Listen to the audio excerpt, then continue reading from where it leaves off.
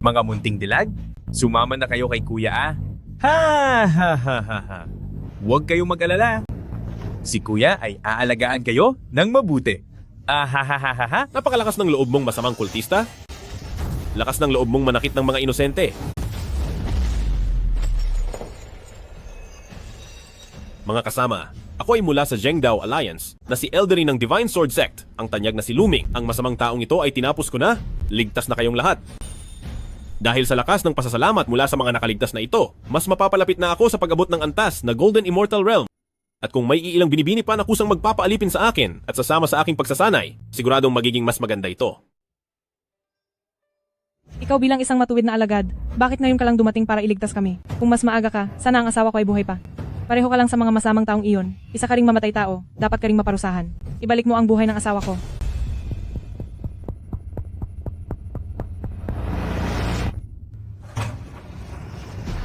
Napakalakas ng loob mong masamang espiritu, ang mang-agaw ng katawan ng mga inosenteng taga-nayon. Heto, ang nararapat sa iyo, kataas-taasang Great Sword Formation. Tanggapin mo ang Sky-Sustaining Giant Sword Technique. Hindi ako yan. Tapos ka na. Isang inosenteng babae ay pinagbintangan mo na sinasapian ng masamang loob.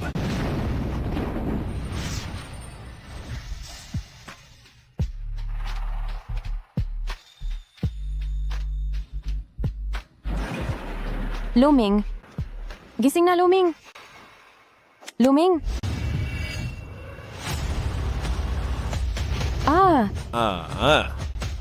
Ano ito? Pinarusahan ba ako at itinapon dito sa kabilang mundo? Luming, lalaki ka ba talaga? Ako na nga ang nagkukusa dito. Kung wala kang kakayahan, ayos lang. Pero ang magkunwaring wala ng buhay ay sobra na. Kaya pala tinatawag kang kahihiyan ng pamilya Lu? Bahala na kung sino ang gustong kumita ng pera dito. Hindi na ako magsisilbi sa iyo. Kahihiyan ng pamilya, Lu? Ako ba? Mukhang ang buhay ng taong ito rito ay hindi rin naging madali. Hayaan na, dahil nandito na ako, dapat kong tanggapin. Tingnan natin kung gaano kalakas ang kapangyarihan sa mundong ito.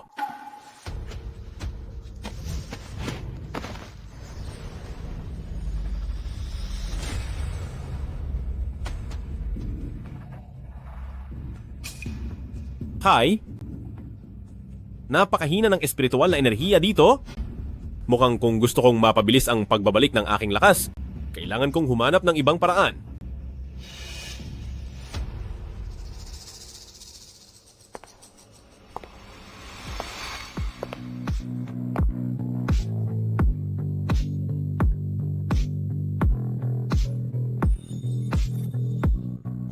Wow! May darating na naman?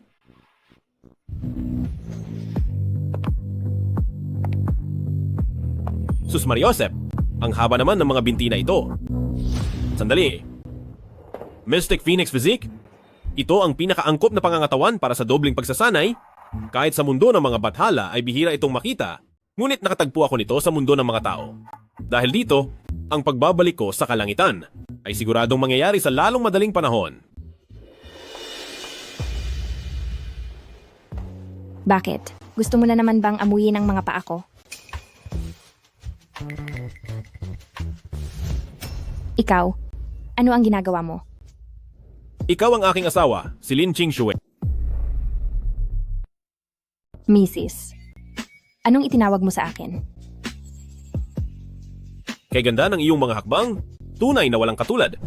Kay gandang mga binti, ang ganda talaga.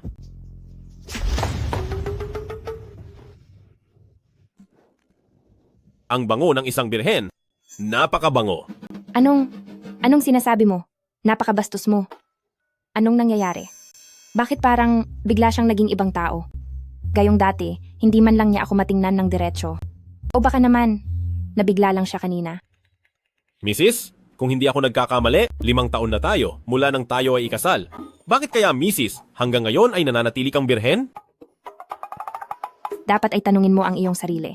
Kung hindi dahil sa iyong kaduwagan, hindi sana sina mama at papa pumanaw na may hinanakit. At ang pamilya Lu ay hindi sana hihina ng ganito.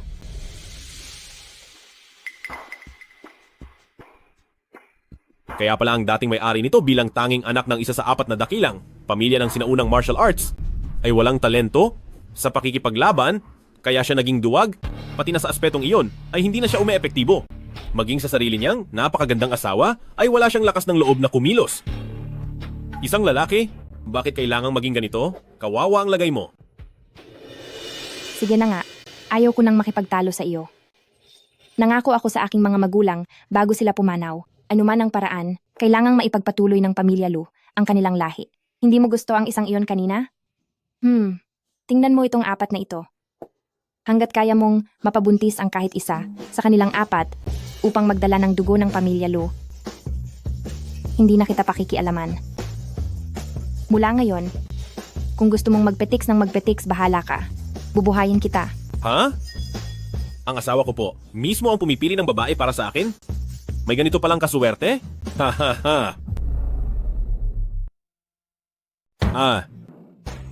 Ang asawa ko, mismo ang pumipili ng babae para sa akin? May ganito pa palang magandang swerte?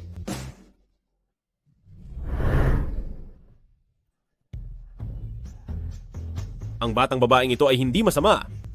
Hemp, sabi ko na nga ba, si Shufei, na kababata mo, ay mabait ang loob, malambing at cute. Si Kuya Luming. Matagal na tayong hindi nagkita. Sayang nga lang, medyo maliit pa. Hindi na ako bata? Hindi edad ang tinutukoy ko. Hay nako, Kuya Luming, ang kulit mo.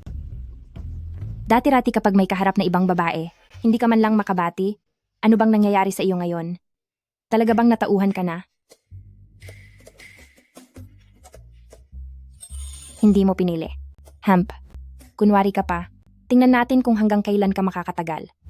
Si Juke Air. Ang crush mo noong kolehiyo sa loob ng 4 na taon, ang pinakamaganda sa school, napakamalambing at napakaedukada. Napakamuog at sobrang linis. Para siyang isang inosenteng bulaklak. Ang galing! Sabi ko na nga ba, hindi talaga matatanggihan ng mga lalaki ang kanilang unang minahal. Kaklaseng Lu? Dahil gusto mo ako? Bakit hindi ka noon umamin sa akin? Kung umamin ka lang, baka siguro, sinagot na kita. Ayos lang. Walang araw, maaaring magpatuloy ang ating naudlot na nakaraan. Kaklaseng Lu, mas makuwela ka kaysa noong kolehiyo tayo.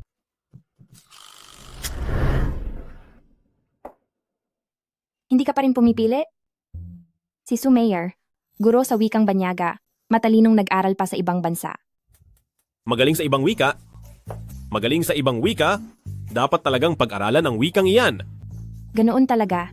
Ang mga lalaki ay nilalang na katawan lang ang pinapairal, pati na itong taong walang silbi. Bantang Lu, natatandaan mo pa ba itong damit ko?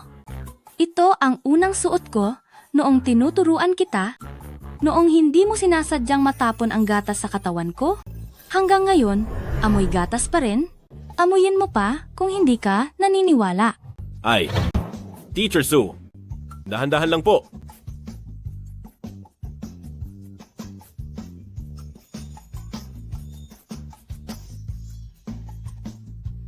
Ganyan pala ang gusto mo? Bagay nga iyan sa malisyoso at mahilig managinip na gaya mong walang silbi. Si Jinyo, ang general manager sa una mong pinasukang kumpanya, bagaman ang pinagmulan niya ay medyo mababa, pero ang ganda at katawan niya, higit pa sa sapat para sa iyo. Napakaganda niya, lalo na ang mga mata niya. Nakakaakit talaga. Piliin mo ako, Luming. May ibang panig pa ako na hindi mo pa nakikita sa trabaho. Kapag pinili mo ako, sisiguraduhin kong hindi ka magsisisi. Grabe ang kuryente na nararamdaman ko. Ka nakaka-adik ito. Bantang Lu, bagaman mas matanda ako sa iyo, pero ang mga may edad ay marunong mag-alaga ng tao. Kuya Luming, natatandaan mo pa ba noong bakasyon sa Pampang ng Lawa? Kaklaseng Lu? Tigil! Nakikita ko na.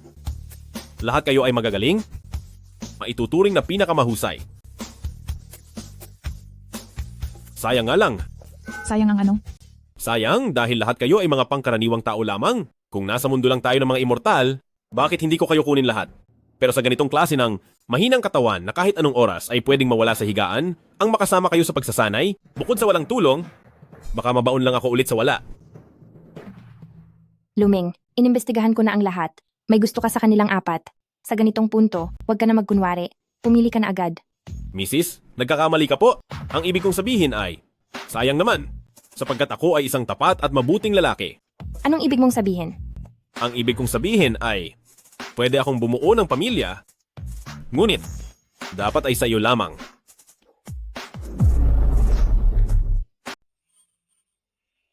Binobola ba niya ako? O seryoso ba siya? Kahit na parang may kakaiba sa kaniya, kahit paano ay nagpakita siya ng tapang. Kung nagkaganyan lang siya noon pa, hindi ko na kailangang humingi ng tulong sa iba. Ano sa tingin mo, Mrs. ko? Ang saya talaga ng ating pagsasama. Maaari ring makatulong ito sa iyong pagsasanay sa martial arts. Huwag ka ngang nagyayabang. Baka sa huli, matulad ka na naman sa dati, natakot ka pang tumabi sa akin sa kama. Gusto mong maniwala ako sa'yo? Sige, patunayan mo sa akin. Patunayan? Sige.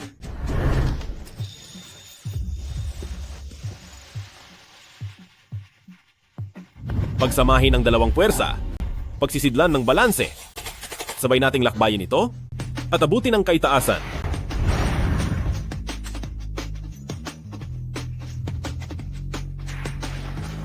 Ate, may mensahe mula kay pamilyang Fang, ate. Ay, Tunay ngang katangi-tangi ang iyong katawan. Sandali lang tayong naglapit, ngunit agad nang tumaas ang aking antas sa 3 level ng ki. Kaya naman pala ang mga masasamang tao ay mahilig sa paraan ng pagsasamang ito. Ano ang nangyayari? Bakit sa isang iglap, parang lumulutang ang aking diwa at napakagaan sa pakiramdam?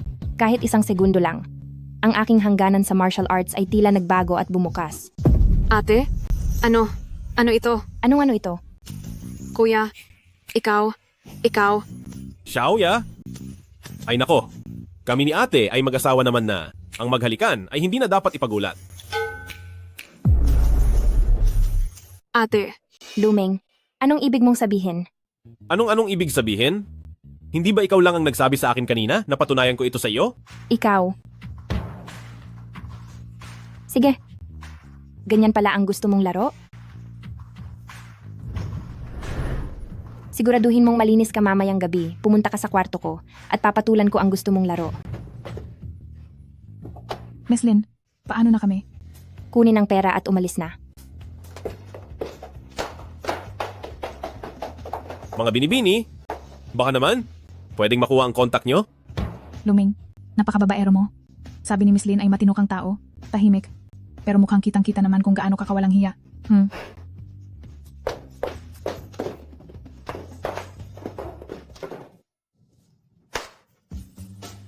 Mamayang gabi ba? Parang masyado pang maaga. Pero itong asawa ko ay medyo kawili-wili rin. Kailangan kilalanin ng kalaban upang manalo sa laban. Titingnan ko muna kung anong klaseng tao ang asawa ko.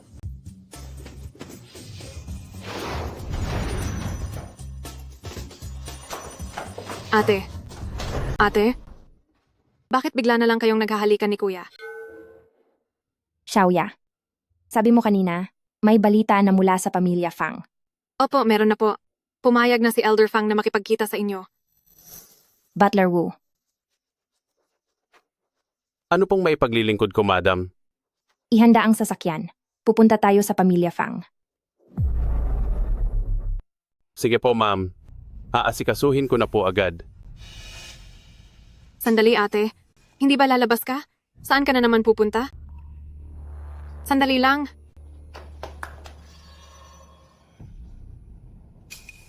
Elder Fang. Si Fang Shanyue na pinuno ng pamilyang Fang sa mundo ng sining ng pakikipaglaban ngayon ay ang kaisa-isang eksperto na nasa pinakamataas na antas ng Danjin. Isang hakbang na lang ay mararating na niya ang rurok ng martial arts, ang antas ng dakilang master. Mukha nga siyang isang makapangyarihang tao, pero ang hindi ko alam, ang sining ng pakikipaglaban sa mundong ito kumpara sa mundo ng mga immortal na pagsasanay ng ki at pagbuo ng pundasyon o pati na ang gintong core, ano kaya ang magiging laban nito? Talagang naintriga na ako.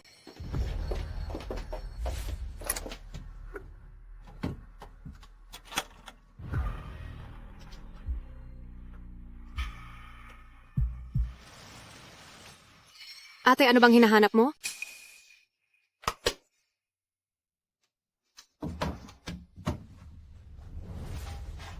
Ate, hindi ba ito ang iyong Phoenix Jade pendant? Anong gagawin mo dyan? May kinalaman ba ito sa totoo mong pinagmulan? Nagkakamali ka. Gagawin ko ito para kay Elder Fang. Kapalit ng Xuan Yuan transfer script. Kapalit ng Xuan Yuan transfer script? Hindi ba yan ang natatanging sikretong teknik ng pamilyang Fang? Sinasabing maaari nitong ilipat ang lakas ng pagsasanay sa pakikipaglaban sa ibang tao. Kahit pa ang taong iyon ay walang talento sa pakikipaglaban. Ate, wag mong sabihing ililipat mo ang lakas mo kay ate. Hindi pwede, ate. Napakalaki ng pinagdaanan mo para maabot ang Huajin level at sa 4 na dakilang pamilya, sa hanay ng mga kabataan, isa ka sa mga pinakamahusay. Paano mo nagawang... Xiaoya. Kailangan ko itong gawin. Dahil kung hindi, pagkatapos ng isang buwan sa malaking kompetisyon ng mga pamilya, bilang si Luming ang tanging dugo ng pamilya Lu ngunit hindi makakalaban, ang pangalan ng pamilya Lu ay mawawalan ng saysay. At hindi na tayo muling makakabangon pa. Pero kung ganon, ang tunay mong pagkatao ay hindi na kailanman. Hindi na yon importante. Kung hindi ako, pinulot ni na mama at papa. Malamang ay matagal na akong nawala sa lamig sa gitna ng kalsada. Kaya ano pa ang silbi ng aking pinagmulan? Ang alam ko lang, asawa ako sa pamilya ng pamilya Lu. At sapat na iyon. Ate, dahil sa sinabi mong yan, naiintindihan ko na rin ang nararamdaman mo. Mula nang si ate ay kupkupin ako sa pamilya Lu, sa aking puso. Ikaw na lamang ate ang natatanging pamilya ko. Pero ate, sa tingin mo ba, talaga bang kaya niyang pasanin ang responsibilidad na ibalik ang dangal ng pamilya Lu? Hi? Ang asawa kong ito? Mukha mang malamig ang pakikitungo. Ang totoo ay, isa siyang mabuting tao na may malasakit. Ang pakikitungo niya sa akin noon ay dahil lamang sa sobrang pagkadismaya sa dating ako.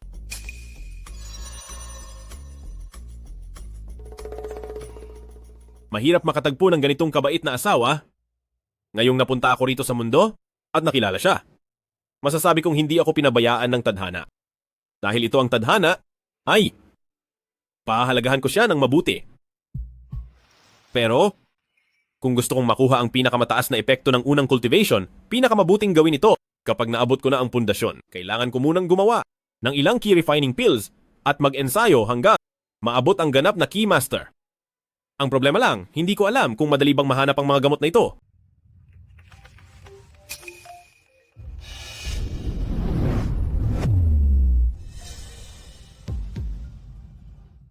Ano itong bagay na ito?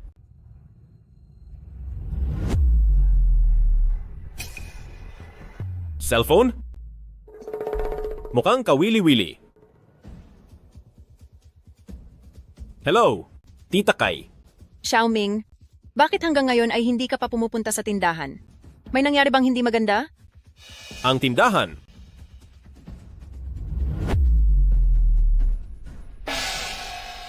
Sa kakaunting natitirang negosyo ng pamilya Lu, eksaktong mayroon pala silang botika. Butler Wu, ihanda ang sasakyan? Pupunta ako sa botika. Pasensya na po, Batang Panginoon. Hindi po pwede. Pasensya na, Batang Panginoon. Ngunit wala akong maihahanda. Walang maihahanda? Anong ibig mong sabihin? Sira ang sasakyan nyo at hindi pa po na ipapaayos. Sira? Hindi ba nitong mga nakaraang araw ay maayos pa iyon? Batang Panginoon, nagtatrabaho lang naman po kayo ngayon bilang tauhan sa botika ng sarili niyong pamilya. Hindi naman na kailangang magmaneho ng magandang sasakyan. Tsaka, ang pamilya natin nitong nakaraan ay kapos din sa pera. Hindi naman kalayuan ang antikwan.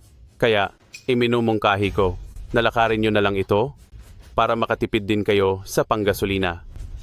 Ang Butler Wu na ito ay sumusobra na talaga.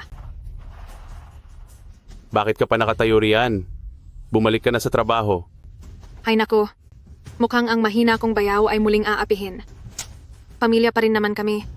Dapat ko ba siyang tulungan?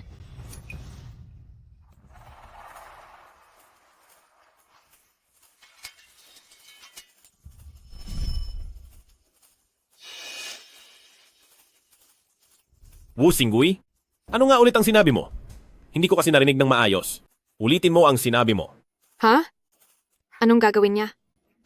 Sinabi ko, maglakad ka na lang. Ang binti ko? Ang binti ko, napinsala. Ano ang... Batang Panginoon, nagawa mo talagang saktan ang binti ni Butler Wu? Lumeng, nagawa mo akong saktan? Isusumbong kita kay bata na ginang.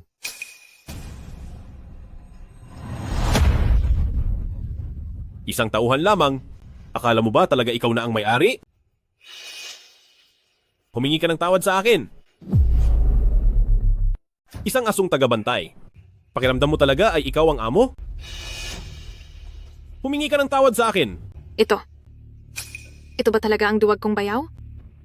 Batang Panginoon. Batang Panginoon. Ako. Hindi ko na po uulitin. Humihingi po ako ng tawad. Mali po ako.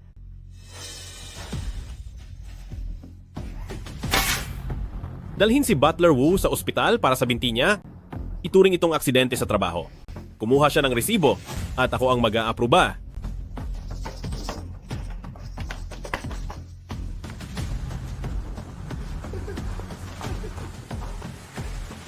Sandali pala. Dahil hindi masyadong maluwag ang budget natin, dalhin si Butler Wu sa maliit na klinika na lang. Pagkatapos ay hayaan si Butler Wu na maglakad na lang pauwi. Ano? Hoy, bakit nakatunganga ka pa? Bilisan mo.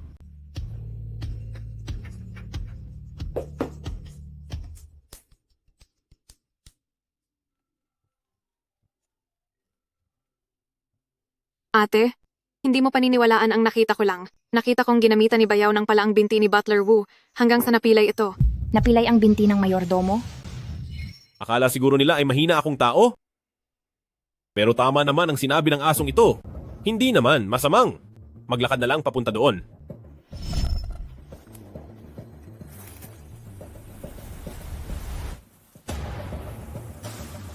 Lumakbay ng malayo. Bilis ng hangin. Utos. Kahit hindi ito kasing bilis ng totoong talisman para sa gaan ng katawan, ito ay sapat na.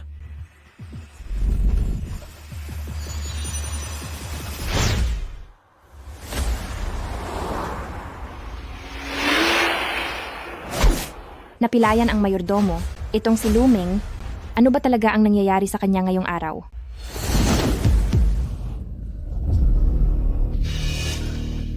May tao.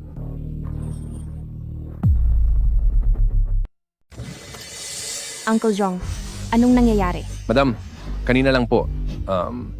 Parang may isang tao po ang mabilis na lumagpas sa kotse natin. Kay bilis po niyon, parang lumilipad. Uncle Jong, ang takbo ng ating sasakyan ay hindi bababa sa 80 milya bawat oras. Paano magagawa ng isang tao na malampasan tayo? Namamalikmata ka lang po siguro. Pero nakita ko po talaga iyon nang napakalinaw. Madam, posible po kayang isa siyang bihasang martial artist? Gaya ng mga maalamat na Grandmaster? Uncle Jong, ang isang Grandmaster ay tao pa rin. At hanggat isa siyang tao, imposibleng makagawa siya ng bilis na 100 kilometro bawat oras. Magmaneho na po tayo. Hindi tayo maaaring mahuli sa pagkikita kay Elder Fang. Sige po. Ang kakaiba talaga niyon. Ang lugar na ito ay tila may pagkakapareho sa Immortal Realm Market. Sa kasalukuyang sitwasyon ni Pamilya Lu, natatakot akong wala siyang sapat na pera para sa aking mga pampalakas. Kung gusto kong kumita ng pera, mukhang ito na ang pinakaangkop na lugar para rito. Minking Spiritual Eyes, bukas. Maraming mga antigong gamit dito. Mayroong kulay ube na liwanag, mukhang hindi bababa sa 7 o 800 taon na ang tanda nito. Malamang na malaki ang halaga nito.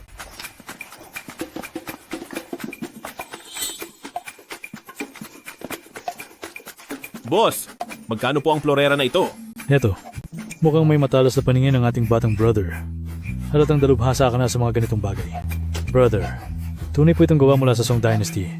Nakasulat puting porselana ng Longquan Blue and White Vase. Ang presyo ay 800,000 dolyar. Wala akong alam tungkol sa Song Dynasty, pero ang lahat ng bagay ay may kani-kaniyang kaluluwa at edad. Ang florerang ito ay talaga namang may edad na mahigit 800 taon na. Sa tingin ko, ang halaga lamang nito ay 800 dolyar lamang. Sige, payat.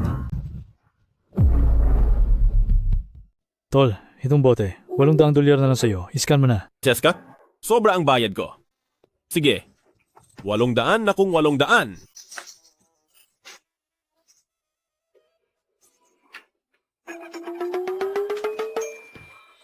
Nga pala, boss.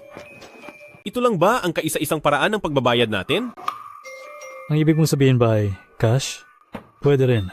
Tumatanggap din tayo ng cash. Hindi. Ang ibig kong sabihin ay, mayroon ba tayong ganun na yung kukunin ko muna itong gamit at mamaya na lang ako babalik para magbayad? Alice, Tignan mo, uminit agad ang ulo mo. lumayas ka na. At huwag nang babalik. Huwag na magpapakita sa akin. Kapag nakita pa kita ulit, pagbabayarin talaga kita. Alice, Lintik naman. Isa akong dakilang immortal, pero nauwi lang ako sa ganitong sitwasyon. Nakakahiya talaga. Hayaan na nga. Hanapin ko na lang muna si Tita Kai para makahiram ng pera.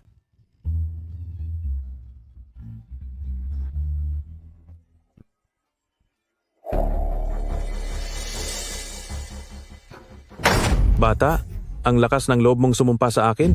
Dapat kang turuan ng leksyon. Tigil! Luming kuya! Luming kuya! Luming kuya! Natatakot po ako. Huwag kang matakot, nandito si Kuya. Akala ko naman kung sino na. Sino pala ito? Ikaw pala natalunan ka. Dumating ka rin sa wakas. Sino ba kayo? Bakit nyo inaapi ang isang bata? Anong ibig mong sabihin? Nagkukunwari ka bang may amnesia? Luming, ang batang iyan ay chineke ang pulso ko at sinumpa ako na mawawala na ako. Ikaw, bigil ang ulo ng pamilya Lu. Dapat kang magbigay ng kabayaran para sa danyos. Sinasabi ko lang ang totoo. Namumula ang mukha ni Tito. At may mga sugat ang dila dahil ito sa sobrang bitamina na nagresulta sa labis na init sa katawan. Kung hindi ito gagamutin agad sa loob ng 7 araw, ay malalagay sa panganib ang buhay mo. Luming, narinig mo ba? Hindi ako nagbibintang sa batang ito, di ba? Ikaw na bata ka. Ang galing mo palang manggamot kahit bata ka pa. Mahusay po kasing magturo ang nanay ko. Nasaan ang nanay mo? Bakit wala siya rito sa tindahan? Luming, nakikinig ka ba sa sinasabi ko? Magbayad ka na. Kundi, pati ikaw ay tutuluyan ko. Luming, naabot na ni Brother Long ang rurok ng kanyang lakas. Ang isang suntok niya ay may bigat na 500 libra. Huwag kang magmatigas. Ang kapatid ko ay tama sa kanyang pagsusuri. Sa nakikita ko, magulo ang daloy ng organo mo at hindi maayos ang enerhiya mo. Ang pagsabing may 7 araw ka pa ay pampalubag loob na lang sa'yo. Anong sinabi mo? Sabi ko, kung luluhod ka ngayon at hihingi ng tawad sa kanya, sabay bayad ng ilang libong dolyar na bayad sa pagtingin, baka ako, bilang maawain, ay maging mabait sa'yo at sagipin ang buhay mo. Talagang hinahamon mo ako.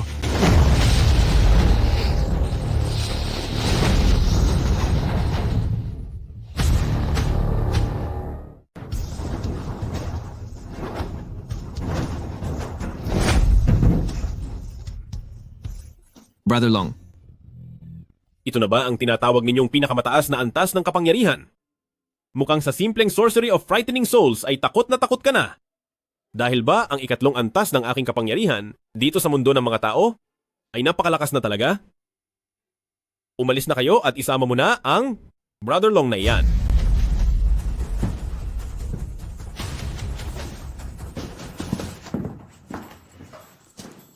Natakot ka ba? Kuya Luming, kailan ka pa naging ganito kalakas? Pati ang paraan mo ng pagsasalita ay hindi na katulad ng dati. Para ka ng ibang tao. Ikaw talagang bata ka, napaka-misteryoso mo. Ngayon, sabihin mo sa akin, sino ang mas gusto mo? Ang dating Kuya Luming o ang bago na? Kai. Mama? Mama? Kai, maayos ka lang ba? Ayos lang po ako. Pinoprotektahan po ako ni Kuya Luming. Siya ba ang nakababatang kasamahan ng ina ko na si Kai Chunzao? Sa alaala ko sa buong pamilya Lu, parang silang mag-ina lang ang tumuring sa akin bilang pamilya. Xiaoming, ayos ka lang ba? Nasaktan ka ba nila? Tita Kai, ayos lang po ako. Mabuti po ang kalagayan ko.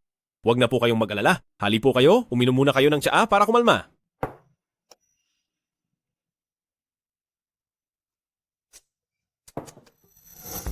Kakukuha ko lang ng mga halamang gamot, ngunit hindi pa ako nakakalayo sa Antique Street. Ay narinig ko ang mga usapan na sina Elong at Ehu ay bumalik na naman para manggulo sa ating siksintang, kaya dali-dali akong bumalik dito. Pero pagdating ko sa may pintuan, nakita kong pasan ni Ehu si Elong habang papaalis sila. Mukhang nawalan ng malay si Elong. Ano ba ang nangyari? Siya ang may gawa niyan sa sarili niya dahil sa sobrang pagod at sobrang init sa katawan, kaya ayun, hinimatay siya ng kusa. Hinimatay siya ng kusa? Oo nga, salamat din sa batang babaeng si Kai dahil na-diagnose niya ito. Opo, pero si Kuya Luming, pinrotektahan din po niya ako agad. Ngayong araw, si Kuya Luming ay naging napakamatapang. Xiaoming, napakahirap talaga para sa iyo. Pero sa susunod na mangyari ulit ang ganito, huwag kang magpumilit. Tumakbo ka na lang kung kaya mo. Tita Kai, ang dalawang iyon ay mga hamak at walang kuwentang mula sa mayamang pamilya. Kahit na ang pamilya Lu natin ay hindi na katulad ng dati, nananatili pa rin kaming matatag laban sa kanila. Bakit hindi mo sinabi kay Ching Shui para siya na ang mag-asikaso? Sunod-sunod ang kamalasan ng pamilya natin nitong mga nakaraan. Sa maliit na bagay na ito, huwag na nating istorbohin si Ching Shui. At saka, ang nasa likod ng dalawang iyon ay ang Feng Yanhan ng Feng family. Kapag lumala ang gulo, mahihirapan ding tapusin ito ni Ching Shui. Feng family? Yung Feng family na isa sa 4 na makapangyarihang pamilya? Tita Kai, kung tama ang natatandaan ko, hindi ba't ang halos kalahati ng ari-arian ng ating pamilya Lu ay pinagsamantalahan at kinuha ng Feng family? Tama ka. Ang dalawang iyon ay ipinadala ng Feng Yanhan ng Feng family para magawa nilang kunin at kontrolin pati itong ating siksintang. Kaya naman, dapat mas magtiis na lang muna tayo para hindi natin sila bigyan ng pagkakataong gawan tayo ng issue. Feng family. Feng Yanhan. Huwag mo nang isipin yan, Xiaoming. Sa ngayon, ang tungkulin nating tatlo ay ibigay ang lahat para mapalakad ng maayos ang tindahang ito. Ang iba naman, naniniwala ako na si Ching Shui ay agad iyong aayusin. Sige po, hindi ko na iisipin. Siya nga pala, Tita Kai, kamakailan ay iginawa kita ng ilang gamot. Iuwi mo ito at inumin. Mabuti ito para sa katawan mo.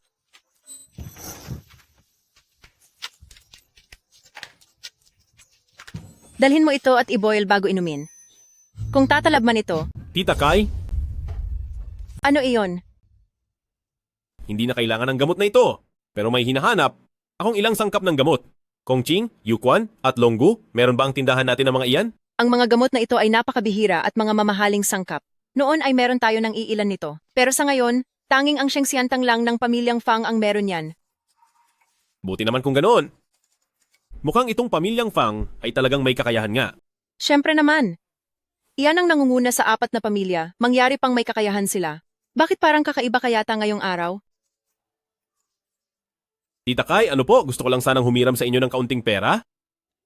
Xiaoming, itinuturing nating pamilya ang isa't isa. Huwag mo nang sabihing manghihiram ka, pero alam mo naman, para mapanatili ang tindahang ito, ang konting ipon ni Tita Kai ay matagal na nating nagastos dito. At ang mga sangkap ng gamot na hinahanap mo ay napakamahal. May maling akala kayo, Tita Kai?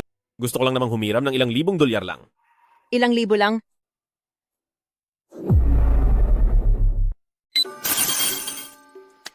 Ang bilis mo talaga, kausap, kaibigan.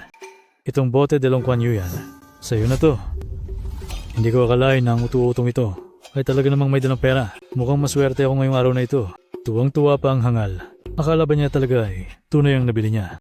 Sasabihin ko sa'yo, kaibigan, ang bote de Long Kuan Yu na ito. Dapat talaga ay isang pares ito.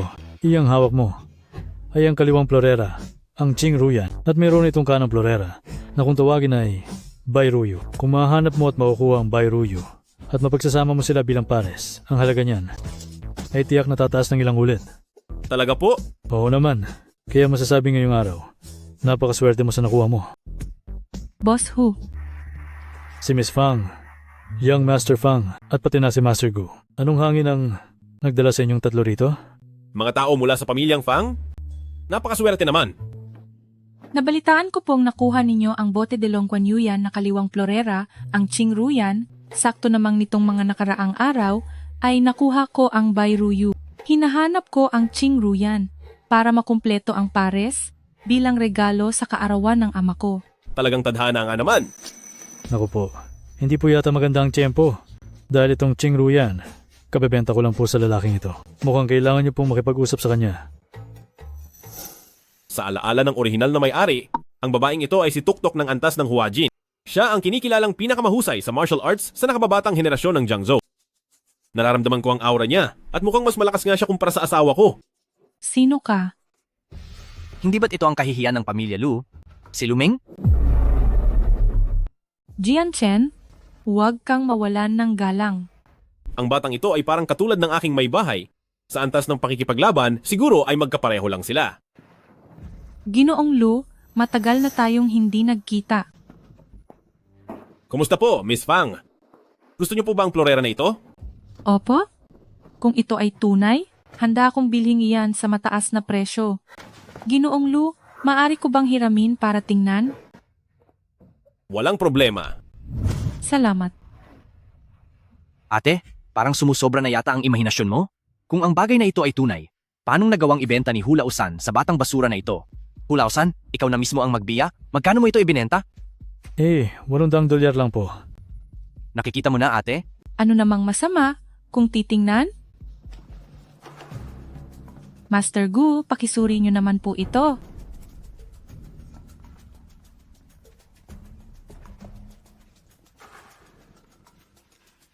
Miss Fang, ang florerang ito ay tunay. Tunay ito.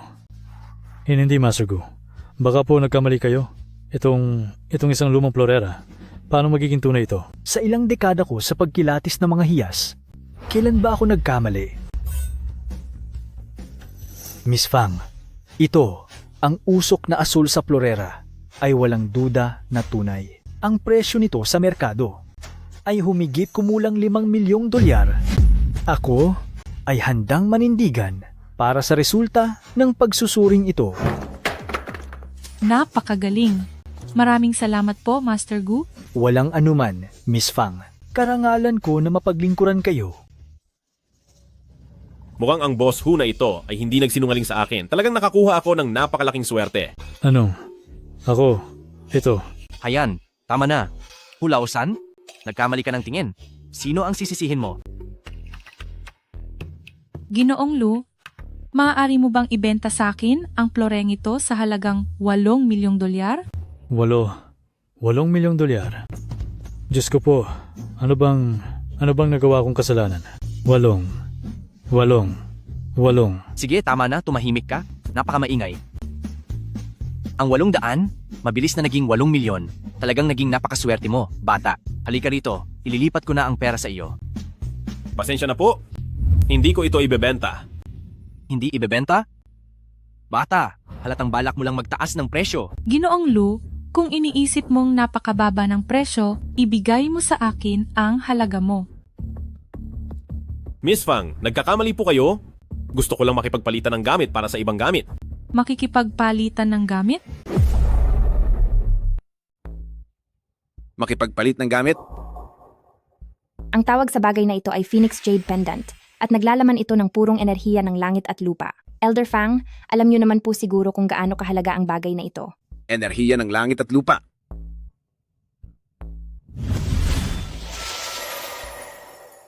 Ang pagkuha ng bagay ng hindi lumalapit. Ito ay gawa ng isang eksperto sa antas ng Danjin. Tunay ngang nakakamangha. Isa nga itong bihirang at napakagandang bagay. Sabihin mo, ano ang gusto mong kapalit? Ang Xuanyuan transfer script po. Naintindihan ko. Ikaw na bata ka? Gusto mong ibigay ang lahat ng lakas mo sa sining ng pakikipaglaban sa Batanglo na iyon? Hindi ba? Opo. Alam mo ba, na kapag nagamit na ang Xuanyuan transfer script, ang taong nagbigay ng lakas ay habang buhay nang magiging ordinaryong tao. Hindi mo lang hindi magagawa ang bumalik sa pag-ensayo, kundi ang kalahati ng buhay mo ay palaging dadanas ng mga sakit. Nakikiusap po ako, Elder Fang. Sana ay payagan niyo ako. Hindi ko akalain na kahit hindi ka kadugo, ay magagawa mong magsakripisyo ng ganito para sa pamilya Lu. Pero ang batang Lu na iyon ay kilalang walang kwenta at talunan. Karapat-dapat ba talaga siyang pag-alayan mo ng ganito? Bilang asawa, ay mananatili ako sa tabi niya anuman ang mangyari. Bukod doon, malaki ang utang na loob ko sa pamilya Lu. Ang maliit na pabor na ito ay walang-wala sa ginawa nila sa akin. Naisip mo ba na kahit ibigay mo ang lahat ng lakas mo sa batang Lu na iyon, hindi pa rin garantisadong makakapasok siya sa 10 pinakamagaling sa kompetisyon? Pagdating ng panahon, ang pwesto ng 4 na dakilang pamilya ng pamilya Lu ay maaari pa ring mapalitan ng iba. Sabi nga po ni mga panloob na kabanata ng Baupuzi, kung hindi ka magbubungkal, wala kang aanihin, at hindi makukuha ang magandang ani ng walang pagod. Ang ginagawa ko ngayon ay katulad lang po ng pagtatanim nyo, Elder Fang, ng inyong mga gulay.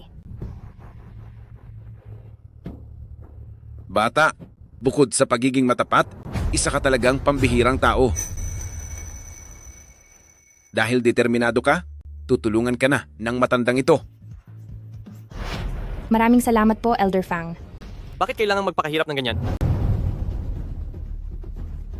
Bakit narito ang lalaking walang kwentang ito? Tapos na ang swerte ng pamilya Lu? At ang Luming na iyon ay isang ganap na talunan. Ikaw na Lin Qingxue ay may pambihirang talento. Bakit kailangan mo pang magsakripisyo? Para lang sa talunang iyon? Feng Yanhan. Asawa ko si Luming at siya ang pinuno ng pamilya Lu.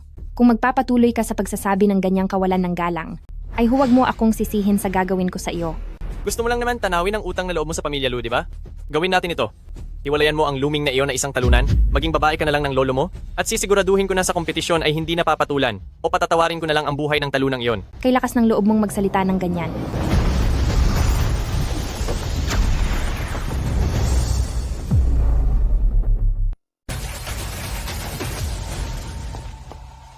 Nagtagumpay ka ng lagpasan ang Huajin Peak at umabot na sa initial stage ng dungeon? Hindi kita hinahamak sa kabila ng dumi ng iyong puri, ngunit sadyang wala ka pa ring utang na loob. Ikaw. Ang lakas ng loob mo. Kayong dalawang kabataan, wala na ba kayong galang sa ating Panginoon? Patawad po, Elder Fang. Nagbibigay pugay po si Feng Yanhan kay Elder Fang. Pangalawang anak ng pamilya Feng. Hindi ko inaasahan na sa loob lamang ng ilang buwang hindi pagkikita ay muli kang umangat at nalampasan pa pati ang initial stage ng dungeon. Mabait po ang tadhana, sinuwerte lang po akong makalampas sa antas na ito. Magaling, tunay ngang may ibubuga ang kabataang tulad mo. Sabihin mo na, anong pakay mo sa pagpunta rito? Nandito po ako sa utos ng aking ama upang makipag-usap kay Elder Fang tungkol sa darating na paligsahan ng mga pamilya sa susunod na buwan. Ipinadala ka rito para makipag-usap? Mukhang may balak na ipamana sa iyo ng iyong ama ang pagiging pinuno ng pamilya. Totoong balak po ng aking ama na ipamana yon, ngunit para sumunod ang lahat, kailangan ko munang manalo at maging kampiyon sa malaking labanan.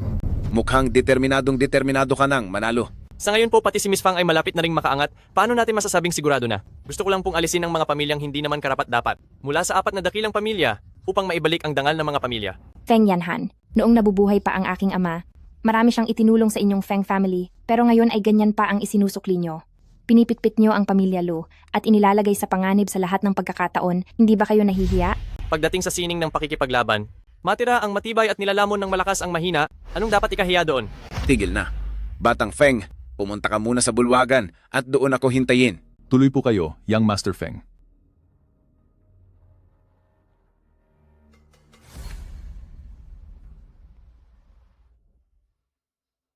Batang Qingxue, tatanungin kita ulit, sigurado ka na bang gusto mong gawin ito?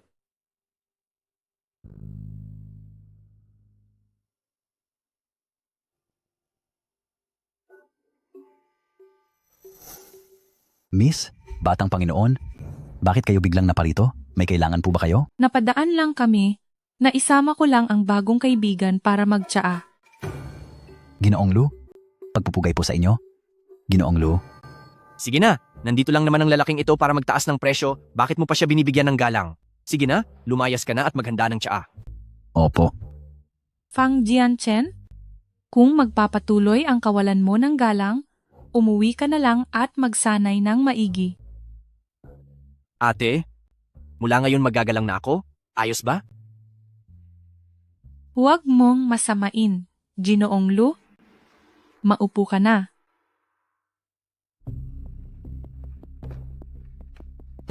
Ginoong Lu, umupo ka na.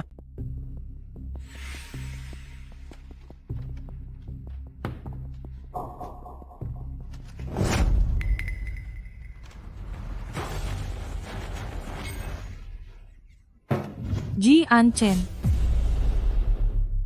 Jianchen, okay ka lang ba? Young Master Fang, anong nangyayari rito? Bakit ka nakikipag-away sa upuan? Luming, walang hiya ka? May balak ka bang lokohin ako? Young Master Fang, ano po ang ibig ninyong sabihin? Hindi ko po maintindihan. Ako? Hindi mo maintindihan? Ano itong nangyari sa upuan? Ang upuan? Anong problema sa upuan na ito?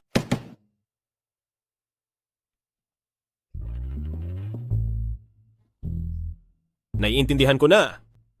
Parang hindi ako welcome rito kay Young Master Fang. Kung ganoon, aalis na lang po ako. Ginoong Lu, sandali lang. Bata pa si Jianchen at wala pang gaanong alam. Kaya sana ay pagpasensyahan mo na siya, Ginoong Lu. Ate, Napakalaki mo na, pero gumagawa ka pa rin ng mga laro ng bata. Nakuha mo ang nararapat sa'yo. Ginoong Lu, dumiretso na tayo sa ating pakay. Sabi mo ay gusto mo ng barter. Ano ang gusto mong ipalit? Wala naman po. Ilang mga sangkap lang para sa gamot. Akala ko naman kung ano, sa aming Shenxiantang, hinding-hindi kami mauubusan ng mga gamot. Sabihin mo na, Ginoong Lu? Kongking, Longgu, Yukwan at Chansu. Tig 2 kilo lang ang kailangan ko. bastos na bata, sinasabi mo pa rin na hindi ka nananamantala ng presyo? Ang mga hinihingi mo ay mga bihirang sangkap na napakahalaga, ang kabuuang halaga ay lampas pa sa 20 milyong dolyar. Tapos gusto mong ipagpalit sa basag na boteng nagkakahalaga lang ng 5 milyong dolyar? Hindi po ba pantay ang halaga? Kung ganoon, sa kalye na ito ng mga antik, maraming mga sinaunang gamit. Ituturo ko ang ilan kay Miss Fang. Pautos nyo na lang po silang bilhin iyon para pambayad sa kakulangan ng presyo. Luming, nasisiraan ka na ba ng bait? Nagkataon lang na napakaswerte mong makakuha ng isa at sa tingin mo talaga ay eksperto ka na sa mga antigong kagamitan? Ang kulay asul na lalagyan ng panulat sa stall 18. Ang kulay kape na singsing sa stall 3. Sa stall 9 naman ay ang antigong painting na may asul na laso. At sa stall 12 naman ay ang tansong tripod na may 3 paa. Lahat ng ito ay mga lumang kagamitan. At dahil sa mga maliliit na stall lang ang mga ito, paniguradong hindi mataas ang presyo ng mga ito. Binibining ate, utusan mo ang mga tao na bilhin ang lahat ng iyan. Luming, akala mo ba ay uma-order ka lang ng pagkain? Nandito si Master Gu, isang tunay na eksperto sa mga antigong kagamitan. Akala mo ba ay maloloko mo kami ng mga peke? Kung totoo o peke ang mga ito, hindi ba malalaman natin kapag nabili na? Bakit lahat kayo ay nakatayo lang? Uncle Cheng, bilhan mo ang Ginoong Lu na ito ng ilang mga kagamitan. Bibili ng mga kagamitan? Ate, naniniwala ka talaga sa kanya? Sige na, sige na. Ako na mismo ang bibili. Ayos ba? Uncle Cheng, sumama ka sa akin. Batang Panginoon, anong nangyari sa'yo? Ikaw, ay ayos ka lang ba? Bata, maghanda ka sa akin. Second young master. Maupo kayo, uminom tayo ng tsaa. Ang Luming na ito, bakit parang hindi siya katulad ng mga naririnig kong balita tungkol sa kanya?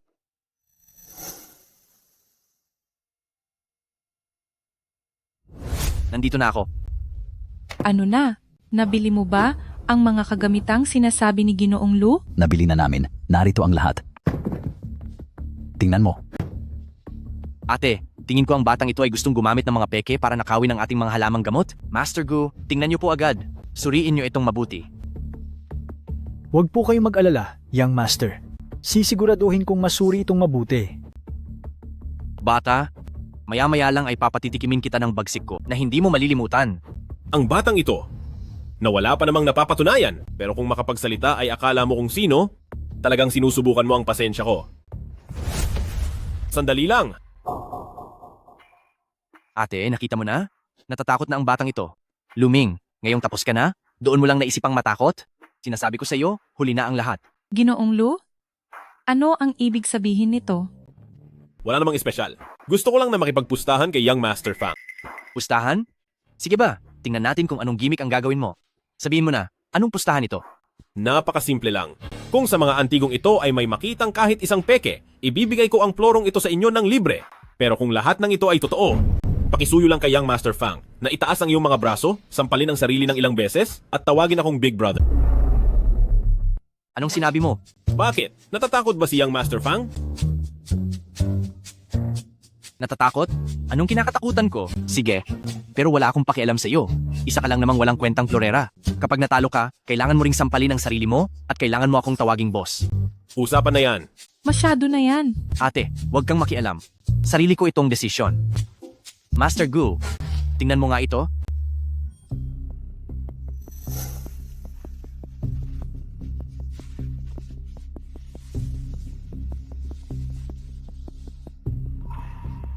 Ano sa tingin mo? Totoo ba o peke? Ang Wind and Rain by the West Window Map na ito mula pa sa panahon ng Ming ay tunay na produkto po. Totoong tunay na produkto. Gu Chongshan, sigurado ka ba? Sa harap ni na Miss Fang at Young Master Fang, Hindi po ako mangangahas na magsinungaling. Sunod. Hindi ako naniniwala. Isang singsing mula sa panahon ng Song, ginaya sa Han. Ito ay tunay. At mula sa Timog Song, isang tanso na lalagyan ay tunay rin po. Ano? Huli na to.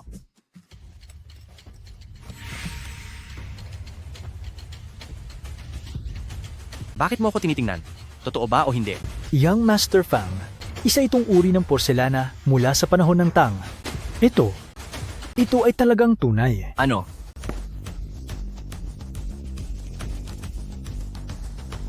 Young Master Fang, simulan mo na ang iyong gagawin. Bakit? Aatras ka na ba? Sige lang. Sige. Alam ko na naman na mangyayari ito.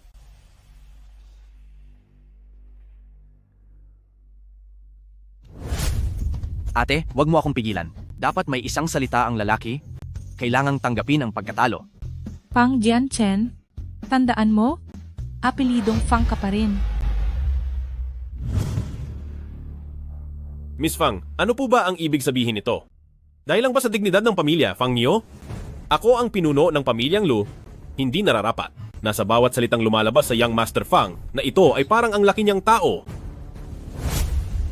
Nagkakamali po kayo, Ginoong Lu. Kulang lang sa respeto si Jianse. Ako na ang hihingi ng paumanhin sa inyo.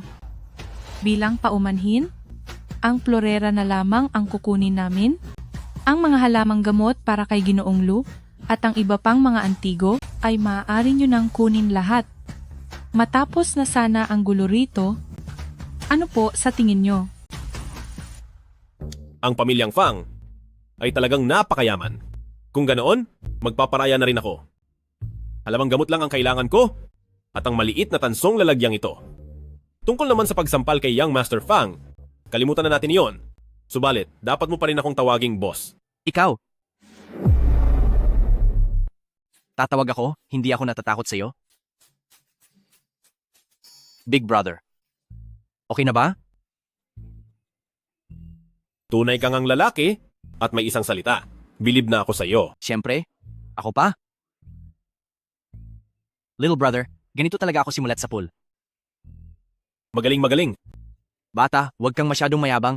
Nagkamali lang ako sa pagkakataong ito. Sa susunod, tatalunin na kita. Huwag kang mag-alala, little brother. Handa ang Big Brother anumang oras. Ginoong Lu, kaming mga Fang ay hinding-hindi mananamantala sa kapwa. Narito ang 10 milyong dolyar. Ang password ay ang huling 6 na numero ng card. Ito na ang bayad ko para sa mga antigo na ito. Para naman sa mga gamot, sa loob ng 3 araw, magpapadala ako ng mga tao para ihatid ang mga ito sa inyong bahay. Tamang-tama, dahil gustong-gusto ko ang manamantala sa iba. Ginoong Lu, heto po ang inyong tanso na lalagyan. Miss Fang, mauuna na ako sa iyo. Little brother, aalis na si Big Brother. Sumusobra na itong si Bata ah. Nakakagigil talaga siya. Hindi ka kasi gumagamit ng utak sa ginagawa mo. Ngayon ay mayroon ka ng sikat na duwag na Big Brother. Masaya ka na ba? Ate, pero kung hindi mo sinabi, talagang makakalimutan ko na. Itong si Bata, nakita ko na siya ng ilang beses dati at sa tuwing nagkikita kami, ni hindi siya makatingin ng diretsyo sa akin. Bakit parang sa araw na ito ay naging ibang tao siya?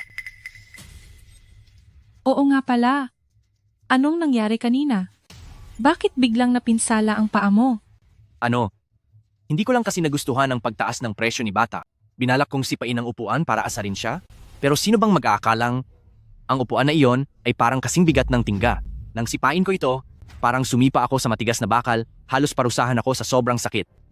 Parang kasing bigat ng tingga ang upuan? Nagbibiro po kayo, Batang Panginoon, dahil ito ay isang ordinaryong upuang gawa sa teakwood. Kayo po ay isang eksperto sa martial arts na may taglay na Huajin, pero bakit nang sipain niyo ang upuan? Parang tumama kayo sa bakal? Ano?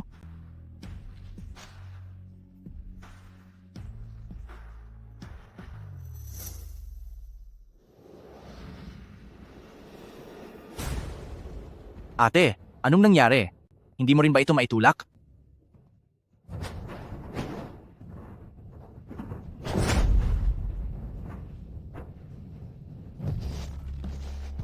Ate, osya ka lang ba?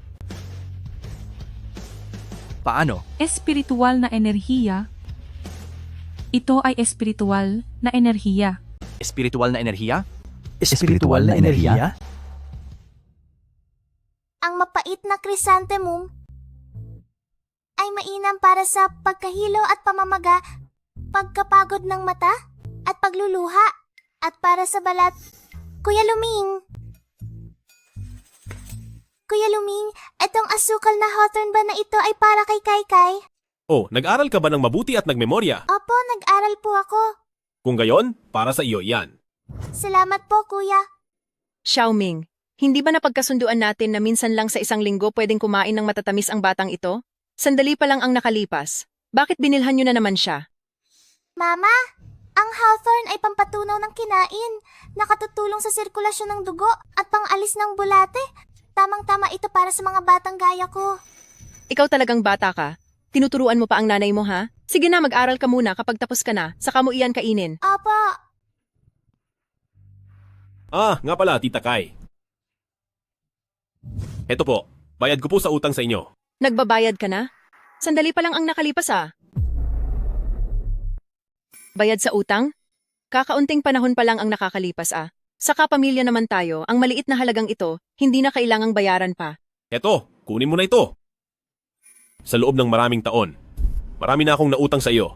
At malaki ang pasasalamat ko sa pag-aalaga mo sa akin. Kunin mo ang perang ito, ibili mo si Kaykay ng masasarap na pagkain, at ibili mo rin ang sarili mo ng mga damit, bumili ka ng mga makeup, at mag-ayos ka ng mabuti.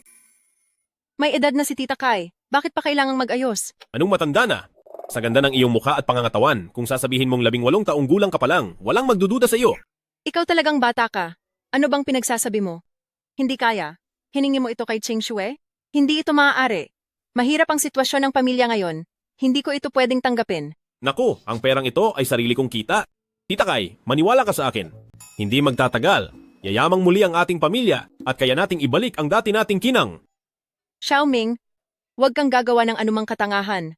Kung may problema, kailangang sabihin mo sa akin. Kung natatakot kang magsabi kay Ching Shue, kahit si Tita Kai na ang magsasabi para sa iyo. Tita Kai, sa tingin mo ba sa akin ay ganoon na ako kawalang kwenta? Hindi iyon ang ibig kong sabihin. Nagbibiro lang ako. Siya nga pala, Tita Kai. May mga inaasikaso ako kamakailan kaya hindi muna ako madalas makakapunta rito. Ipinapaubaya ko muna sa iyo ang pwestong ito. Kung napapagod ka na, kumuha ka ng isang katulong sa shop. Anong pagod ang sinasabi mo? Hindi mo ba alam na, sa pwesto nating ito, ay talagang wala namang gaanong pumupunta. Kung may gagawin ka, mauna ka na. Huwag mo nang alalahanin ang shop. Sige, ganun na nga.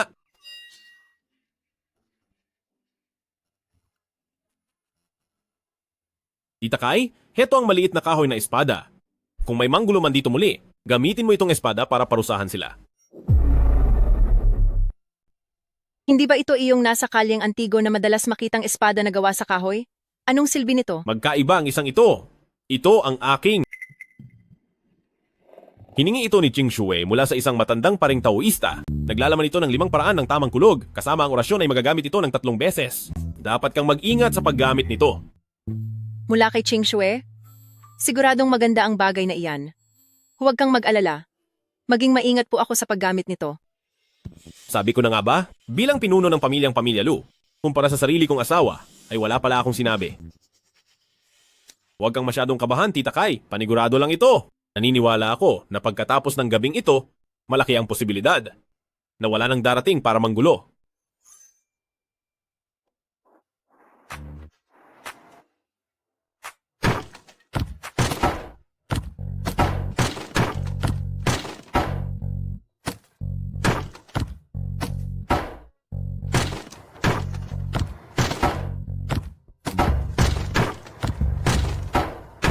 Xiaoya.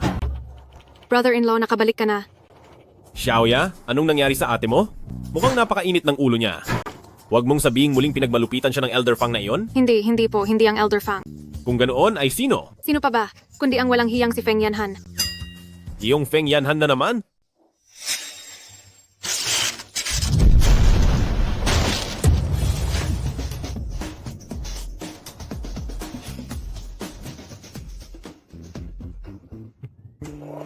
Mahal ko, bakit ang init ng ulo mo?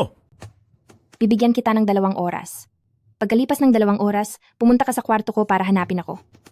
Huy, mahal ko! Hindi mo pa nasasabi kung anong gagawin sa kwarto mo. Hindi ba sabi mo, ay gusto mong magsanay kasama ako?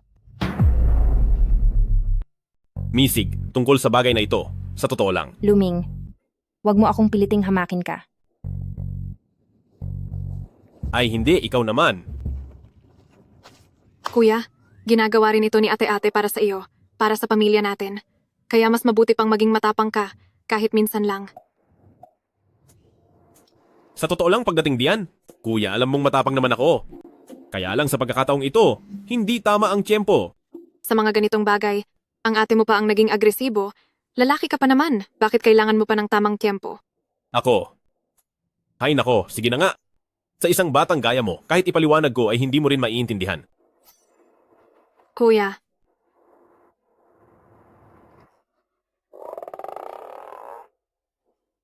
Siya nga pala, Xiaoya?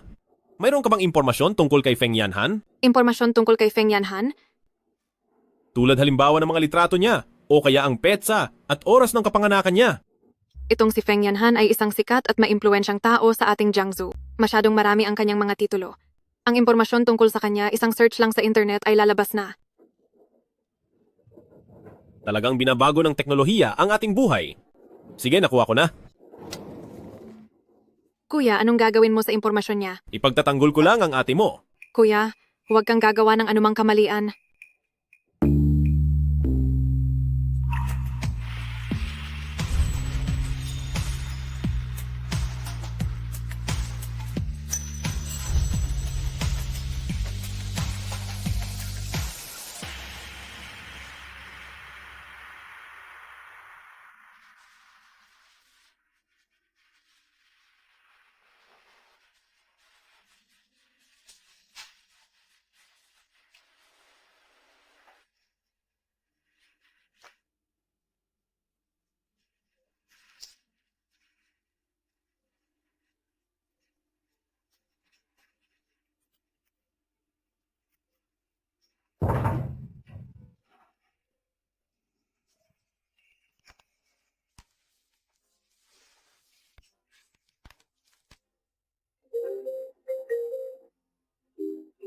Hello, ate. Hello? Xiaoya. Ate, hindi ba't nasa bahay ka lang? Bakit ka tumatawag sa akin? Mayroon lang akong gustong itanong sa iyo. Sige, pupunta ako dyan sa kwarto mo ngayon. Teka lang. Wag. Huwag kang pupunta rito. Bakit, ate? Gusto ko lang itanong sa iyo. Sa tingin mo ba ang kuya mo? Anong klase ng pantulog ang gusto niyang isuot ng isang babae? Gusto ko lang sana itanong, ano sa tingin mo ang gusto ng iyong bayaw? At anong klaseng damit pang tulog ang gusto niyang isuot ng isang babae?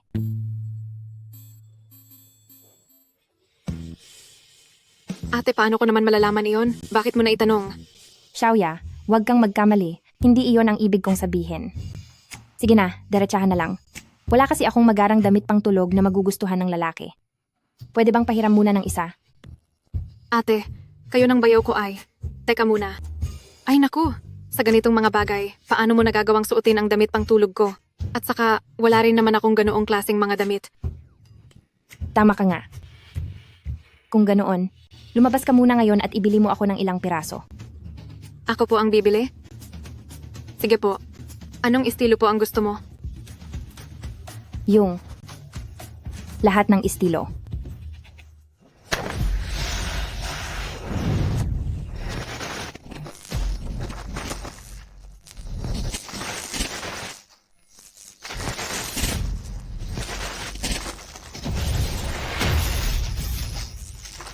Limang kidlat na formasyon, buksan ang 8 formasyon. Atas.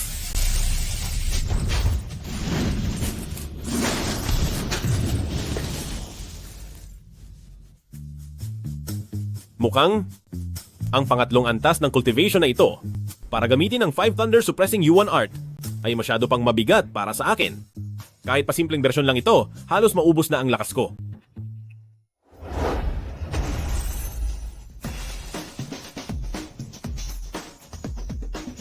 Feng Yanhan, di ba? Kahit hindi pa tayo nagkikita ng personal, ang unang regalong ito para sa ating pagkikita ay ibibigay ko na ng maaga sa iyo Masiyahan ka sana rito.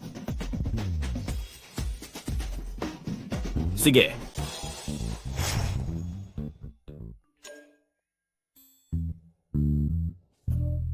Oras na. Bakit parang itong misis ko pa ang mas mukhang nagmamadali kaysa sa akin? Pero hindi pa ito ang tamang oras para sa ating pagsasama. Kung masira agad ang focus ko. Hindi pwede, hindi. Ako, bilang isang lalaking nabuhay na ng ilang daang libong taon, kung ganitong simpleng tukso ay wala akong disiplina, baka tawanan lang ako ng mga tao.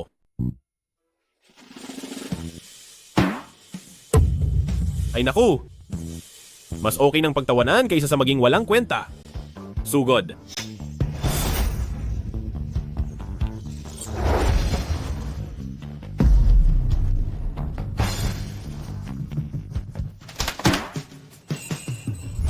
Misis.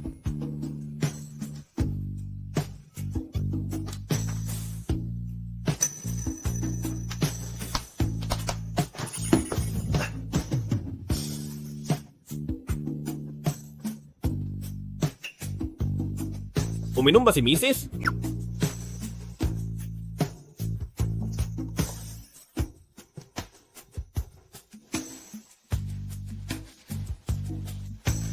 Maganda ba?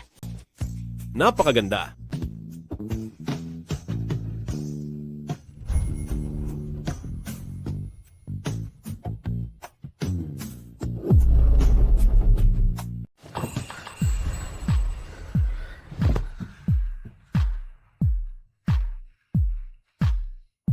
Bakit ang mga titig niya ay parang sa isang mabangis na hayop? Ito pa ba talaga ang mahina at talunang si Luming? Luming, ngayong araw na ito.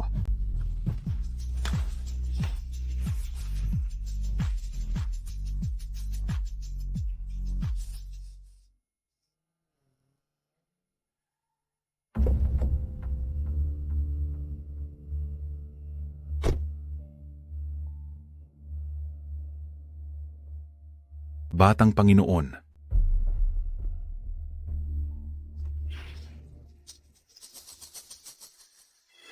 Ano ang bagay na yun?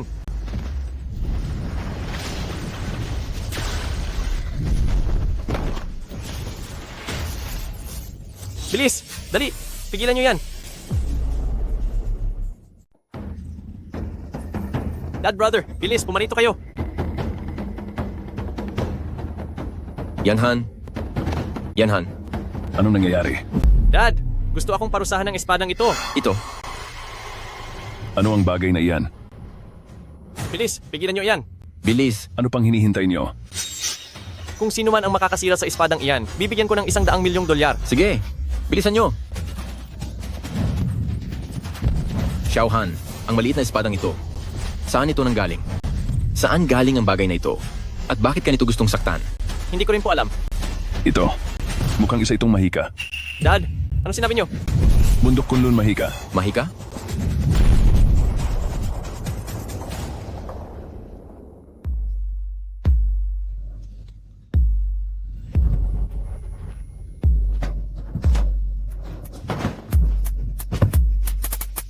Luming, tulungan niyo ako.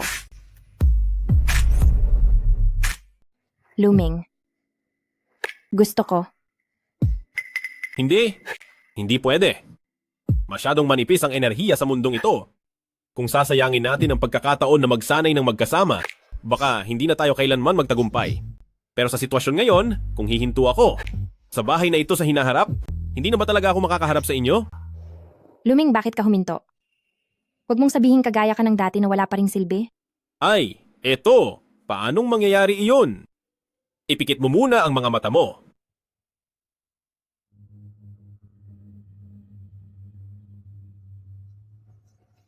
Ikalma ang isip at damdamin.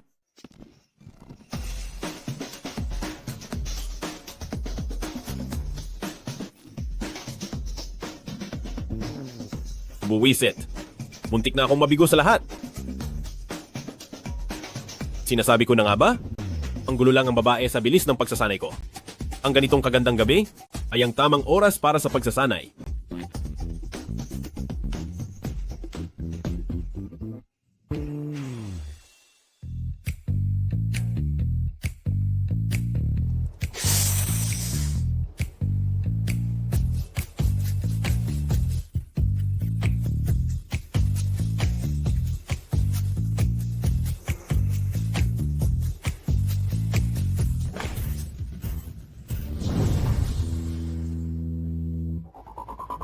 Lintik, walang silbi ang kunlun immortal na yan.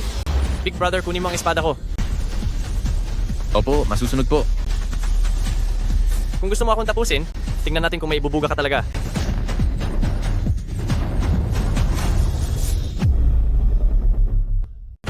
Yanhan.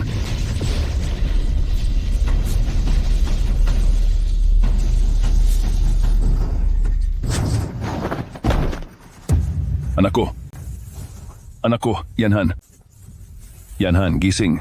Anak, gumising ka. Ambulansya, may tao ba rito? Ambulansya. Anak ko, anak ko.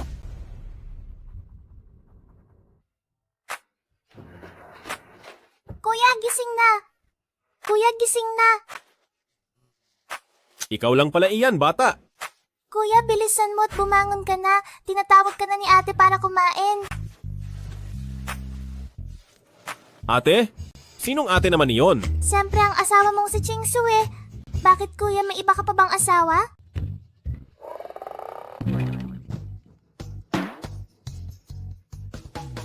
Kailan pa nagising ang ate mo? Hindi ko po alam. Matapos ang buong magdamag na pag-iensayo, sa sobrang pagod ay nakatulog ako, at pagkatapos niyon ay nawalan na ako ng malay. Ang asawa ko, posible kayang habang natutulog ako ay... Kuya, tara na.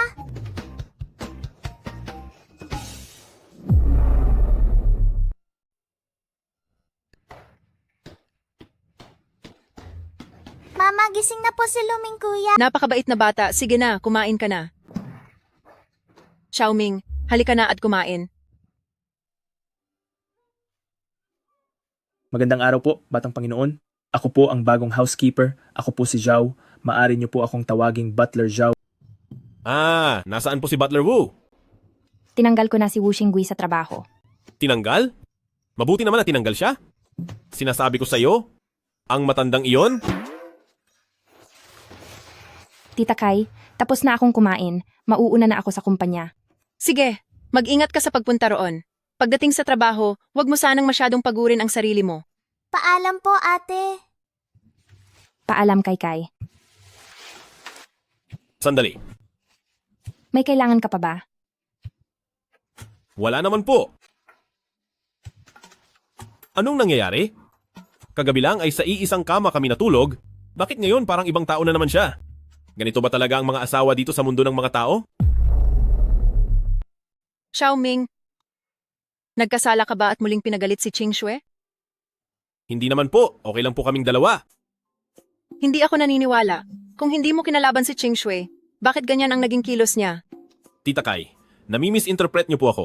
Kung hindi kayo naniniwala, tanungin niyo si Xiaoya. Wala po akong alam. Ay, ang batang ito. Noong isang araw lang ay pinalakas mo ang loob ko. Sinabi mong dapat akong maging mata. Tapos na po akong kumain. Mauna na po ako sa inyong kumain. Mag-iensayo na muna ako. Bye-bye. Ang reaksyon ng batang ito, bakit kabaligtaran ng sa ate niya? Xiaoming, nabalitaan ko. Nabalitaan ko na ipinakilala ka ni Ching Shui sa maraming batang babae dahil gusto niyang magkaanak ka sa kanila. Totoo ba ang lahat ng ito? Siguro ang sinasabi mong gagawin mo nitong nakaraan ay tungkol dito? Totoo ngang nangyari ang bagay na iyon. Ngunit, Xiaoming, kailangang paalalahanan ka ni Tita Kai. Ginagawa ito ni Ching Shui para kay Pamilya Lu. Para sa ikabubuti ng nakararami. Bilang isang lalaki ng Pamilya Lu, huwag mong gawin iyan kay Ching Shui. Naiintindihan mo ba? huwag po kayong mag-alala, Tita Kai. Agad ko silang tinanggihan noong pagkakataong iyon. Hindi naman ako ganong uri ng lalaki. Mabuti naman kung ganoon. Totoo po yan, Mama. Hindi ganoon ang ugali ni Kuya. Aba, itong batang ito. Nag-uusap ang mga matatanda pero nakikinig ka pa? Kuya, Tita Kai, tingnan niyo po ito bilis. Anong nangyari? Bakit nagmamadali ka? Ito ang balita sa ulo ng mga nagbabagang balita. Nilusob ang Feng family ng mga misteryosong tao. Labis na napinsala ang Feng Yanhan. At hindi pa malinaw kung wala na ba siya.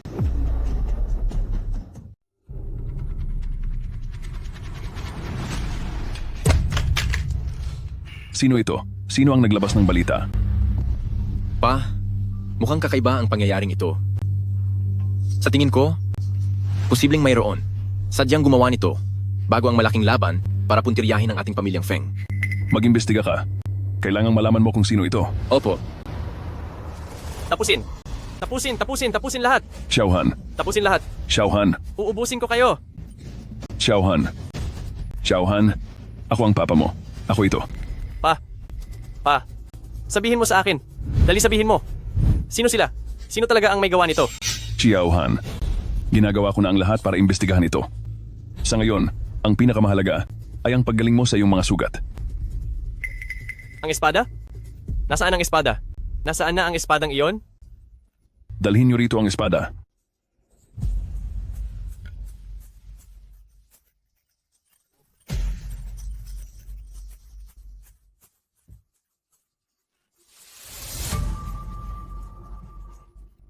Xiao Han, imbestigado ko na iyan. Isa lang naman iyan, isang ordinaryong espadang gawa sa kahoy. Pinakamaraming nagbebenta ng ganyang disenyo ay sa Antique Street. Sa Antique Street? Posible kayang si Pamilyang Fang iyon? Pamilyang Fang? Parang imposible. Bagamat, mahigit sa kalahati ng Antique Street ay pagmamayari ni Pamilyang Fang. Ngunit kailanman ay walang naging alitan si Pamilyang Fang sa ating Pamilyang Feng.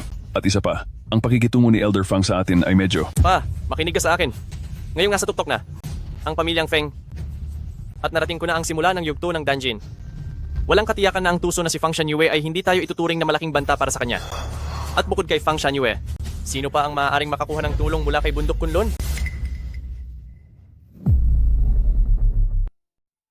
Lolo, kumusta po? Ang binti ba ng upuang ito ay talagang may taglay na kapangyarihan? Wala akong nararamdaman. Kung totoo ang mga sinasabi nyo, ibig sabihin ay naglaho na ang kapangyarihang ito. Totoo po. Seryoso po ako. Kung hindi po kayo naniniwala sa akin, hindi rin ba kayo naniniwala kay ate? Tiyak po iyon. Noong mga oras na iyon, ang upuang ito ay parang may bigat na 1,000 kilo. Sinubukan ko pong buhatin ng buong lakas. Pero hindi ito gumalaw kahit kaunti. Sa halip, ang upuang ito ay naglabas ng parang mahiwagang kapangyarihan na nagpatalsik sa akin. Pinaalala nito sa akin ang tungkol sa inuwi noon ng inyong lolo sa tuhod, ang misteryo ng Bundok Kunlun. Ibig niyo pong sabihin, ang ating Pamilyang Fang na pinakaingat-ingatang yaman? Eksakto. May nakasulat doon na ilang Bundok Kunlun na kapangyarihan kung saan may isang tinatawag na teknik ng misteryosong Xuan Gang na mahika. Ang epekto nito ay kaparehong-kapareho sa sinasabi nyo. Mahika po? Ni wala ngang talentong pangkidigma si Luming, paano siya magkakaroon ng ganoong kapangyarihan? Lolo, sa tingin niyo po ba ay matagal na talagang nagtatago ng galing si Luming? Ayon sa mga lumang tala, ang kapangyarihang ito ay para lamang sa mga makapangyarihang pinuno na maaring gumamit nito. Mula sa antas ng Grandmaster hanggang sa Foundation Stage, kakailanganin ng hindi bababa sa 200 taon. Pero ang batang si Pamilya Lu ay 30 taong gulang pa lamang, kaya imposible ang sinasabi nyo na nagtatago lang siya ng galing. Kung ganoon, paano nyo ipapaliwanag ang tungkol sa binti ng upuan? Paano magagawa ni Luming ang epekto na katulad ng sa isang mahiwagang sining? Tungkol sa nangyari kay Feng Yanhan kagabi, nabalitaan nyo na ba? Siyempre, narinig ko po iyon. Ito ang pinakamalaking balita sa araw na ito. Ang Feng Yanhan ng Feng family, sobrang yabang ng batang iyan kamakailan, wala na siyang kontrol. Sa wakas, nagkaroon siya ng malaking problema ngayon. Talagang nakakasiyang malaman. Lolo? Bigla mong nabanggit ang tungkol dito. Mayroon ka bang iniisip na dahilan? Nagpunta rito si Feng Yanhan para makipagkita sa akin kahapon. Tamang-tama at nakita niya ang manugang ni Pamilya Lu. Naging sobrang walang galang siya at minaliit ang babae na uwi pa nga sila sa pag-aaway. Bilang resulta, nang umuwi si Feng Yanhan nung gabing iyon, bigla siyang sinalakay ng isang lumilipad na espada. Alam ko na, ang Lin Qingxue na iyon ang tunay na eksperto. At siguradong siya rin ang nagturo ng mga pamamaraang ginawa ni Luming. Bago ka magsalita, gamitin mo muna ang utak mo, okay? Jian Chen, huwag kang basta magsalita. Makinig ka ng mabuti kay Lolo. Pero may punto naman ang mga sinasabi ng batang ito. Sa loob lang ng isang araw, 2 insidente ng kakaibang mahika ang may kaugnayan kay Pamilya Lu. Kung gayon, hindi na ito isang simpleng nagkataon lang. Lolo, ang ibig niyo po bang sabihin? Mayroong makapangyarihang tao sa likod ni Pamilya Lu? Pero sa limitadong impluensya na mayroon si Pamilya Lu ngayon, paano siya magkakaroon ng kakilalang gayong kalakas na tao? Tama? Yun nga. Paano kung ang taong iyon ay dati pa talagang bahagi ng pamilya Lu? Bahagi ng pamilya Lu? Hindi ba tanging ang Luming na lang ang natitirang kadugo ng pamilya Lu? Hindi ako iyon. Seryoso, hindi talaga ako iyon. Brother-in-law, alam ko pong hindi kayo. Pumunta lang ako rito para sabihin sa iyo ang balitang ito. Magandang balita nga iyan. Xiaoya, totoo ba iyan? Sinong tao ang maglalakas loob na saktan si Feng Yanhan? Siguradong sigurado po. At hindi lang ito basta tao, isang espada ang gumawa noon. Isang espada? Opo. At isa itong kasing laki lang ng palad na maliit na espadang gawa sa peachwood.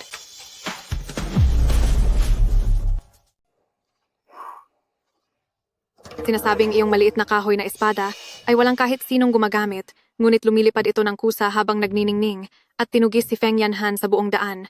Kahit ang 12 dalubhasa ng pamilya Feng ay sabay-sabay na lumaban, wala silang nagawa para pigilan ito. Iyong maliit na espada, sa isang mabilis na iglap, ay tinapos silang lahat. Sa huling atake, halos malagutan ng hininga si Feng Yanhan. Napakahiwaga talaga nito. Xiaoming, ikaw kahapon. Hoy! Iyon nga pala. Tapos na akong kumain. Medyo inaantok ako. Kaya babalik muna ako sa pagtulog. Tita Kai, magpatuloy lang kayo sa pagkain. Ha? Sandali, hindi iyon. Uy, bumalik ka rito. Hindi pa ako tapos magsalita.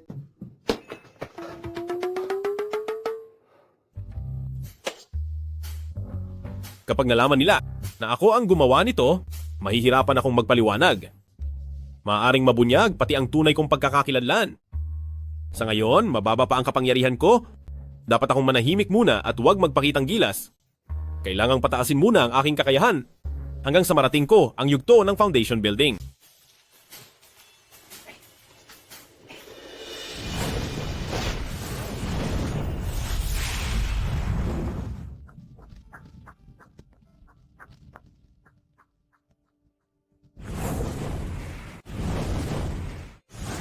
Kahit ang Taiyi Xuanchan art na ito ay kilala sa mabilis na pagpapalakas. Subalit, pagdating sa ika-4 na antas ng key training, halatang bumagal ang pag-unlad nito. Tila ba, kailangan ko pa ng mga tableta para sa key training upang mas bumilis ang aking paglakas. Sana ay si eldest Miss Fang ay maipadala na agad sa akin ang mga halamang gamot. Sino iyan? Ako ito. Ang asawa kong ito, hindi pa rin ba talaga siya susuko? Kung araw-araw siyang ganito, sinong lalaki ang makakatagal? Baka masira pa nito ang konsentrasyon ko sa pagsasanay.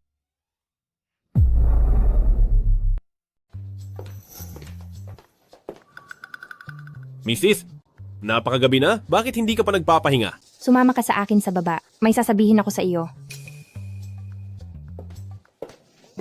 Sabihin mo na. Maupo ka.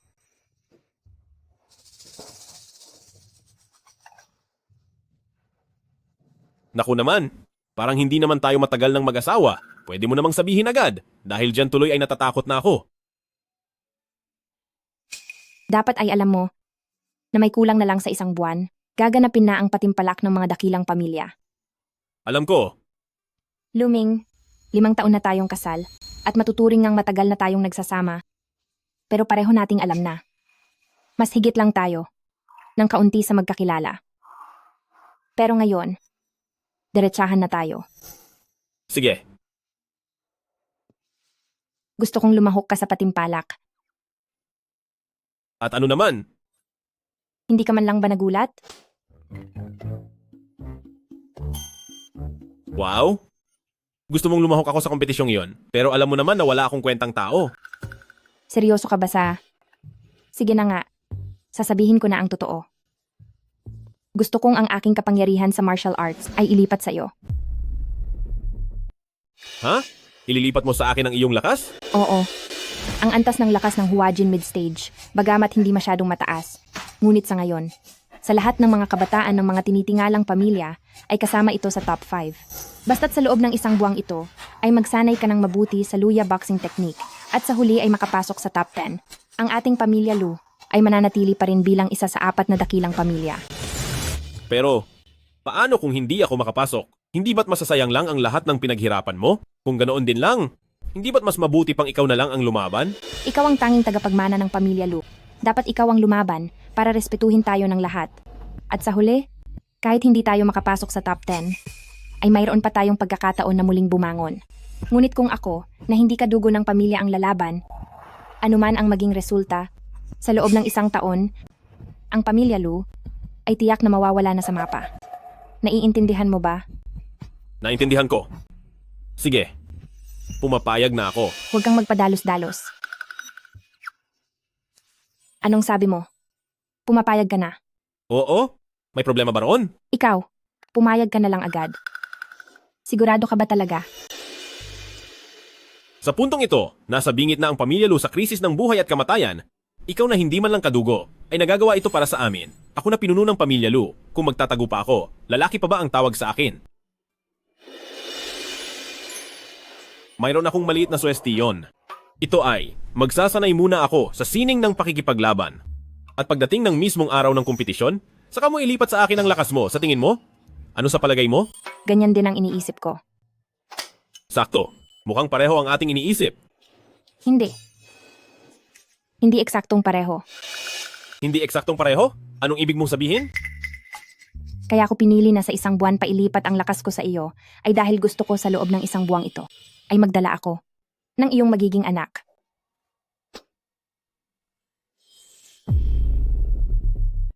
Ha? Matapos maipasa ang kapangyarihan, kailangan kong alagaan ang aking enerhiya. Sa loob ng 3 taon, hindi muna tayo pwedeng magtabi. Ngunit maaari nating pagpahingahin ang bata, kaya naman... Hindi pwede. Bakit hindi? Siyempre, para ito sa tamang timing ng ating pagsasama, para diretso agad ang ating tagumpay. Luming, binigyan na kita ng pagkakataon. Ikaw ang pumili sa akin. Tungkol sa bagay na ito ang iniisip ko. Tingnan mo, sa loob ng 1 buwang ito, kailangan kong mag-ensayo ng kamao. Pero ang tungkol sa mga ganoong bagay, masyadong nakakaubos ng lakas ng lalaki. Kapag masyadong madalas, hindi kakayanin ng katawan ko? Paano kung dumating ang oras na hindi maayos ang ensayo ko, tapos pati iyon ay hindi pa natuloy, edi wala nang natira sa akin? Pangako, kapag natapos na ang ensayo ko, bago ang malaking laban, maglalaan ako ng 3 araw, at magsasama tayo ng 3 araw at 3 gabi. Ito. Siguro naman ay kontento ka na? Lumeng, may sakit ka ba sa utak? Anong ibig mong sabihin na kontento ako? Para namang sinasabi mong gustong-gusto kong makipag. Hayaan mo na, hindi na ako makikipag-usap sa iyo. Sige, napagkasunduan na natin.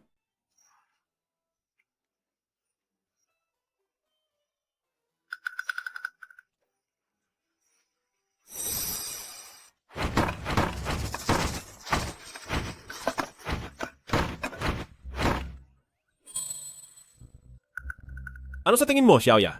Maayos ba ang mga galaw ko? Napakagaling mo, kuya. Minsan ko palang ipinapakita sa iyo pero nagagawa mo na ng napakahusay. Siguradong palihim ka nag-eensayo noon, di ba? Eto. Mahusay na ba ang tawag dito? Gayong ginagawa ko na nga ang lahat para magmukhang mahina. Batang Panginoon, mayroon po kayong panauhin. Sino yon? Si Elda Smith ng pamilya Fang at Fang Wanqing po. Naparito raw po sila para maghatid ng mga gamot. Fang Wanqing. Kailan ka pa nagkaroon ng koneksyon kay eldest miss ng pamilya Fang na siya pa mismo ang personal na naghatid ng mga halamang gamot para sa iyo? Anong mga gamot? Oo nga. Bakit si eldest miss ng pamilya Fang ay personal pang pumunta rito para padalhan ako ng mga gamot? Paano ko naman malalaman? Tinatanong nga kita, kuya. Naiintindihan ko na. Mukhang ang dahilan ay dahil sa upuan na iyon. Maari pa nilang isipin ang tungkol kay Espadang Peachwood, kaya naman si Fang Wanqing ay gusto akong subukan. Pero kahit anong mangyari, hindi nila maiisip na isa akong immortal mula sa langit. Mas mabuti pa, nahayaan na lang silang manghula ng manghula. Kuya, ano ang iniisip mo? Wala lang ito. Butler Zhao, pakisabi na lang kay Miss Fang na masama ang pakiramdam ko at hindi ako makabangon sa kama. Kunin mo na lang ang mga gamot para sa akin. Pagkatapos ay magpasalamat ka na lang kay Miss Fang para sa akin. Masusunod po. Pinaalis mo lang siya ng ganoon? Si Fang Wanqing iyon, ang panganay na anak ng pamilyang Fang, isang taong kailangang bigyan ng labis na paggalang maging ni ate. Alam ko naman kung sino siya. Kung ganoon, bakit mo siya binaliwala ng ganoon? Siya ang magiging katunggali ko sa susunod na 1 buwan. Katunggali? Huwag kang mag-alala, Xiaoya. Pagdating ng oras, gagamitin ko ang teknik na itinuro mo sa akin at parurusahan ko siya. Yari na. Kuya, Mukhang nagkamali ako na purihin ka kanina. Sige na! Ipagpatuloy na natin ang pag-iensayo.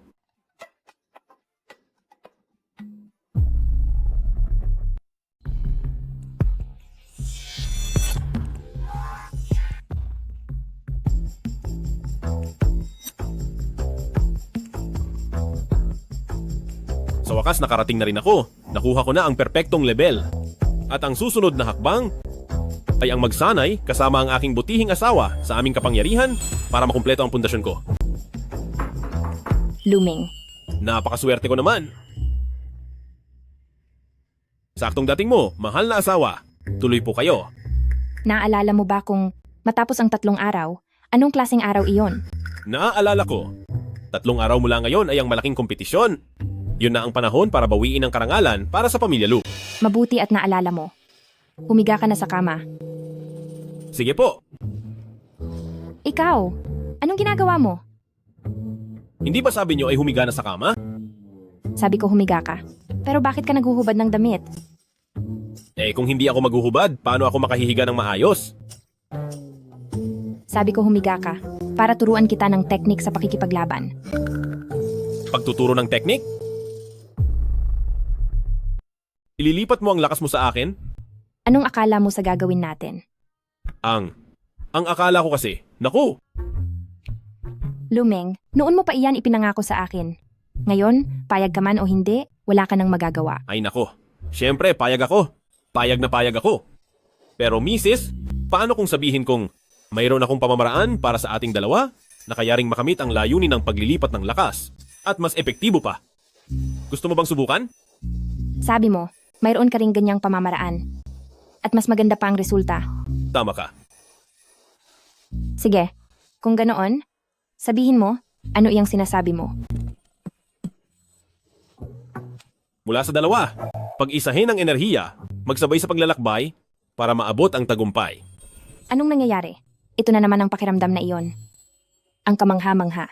Hindi ko kayang labanan.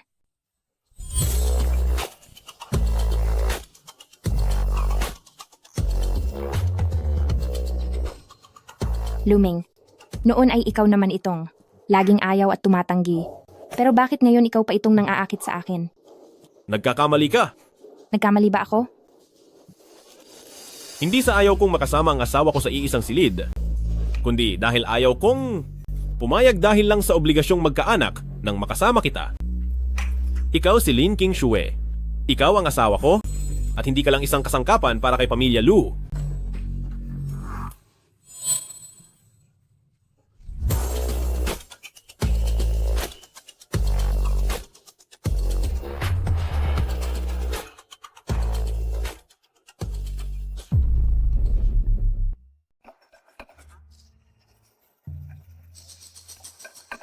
Sister Xiaoya! Sister Xiaoya!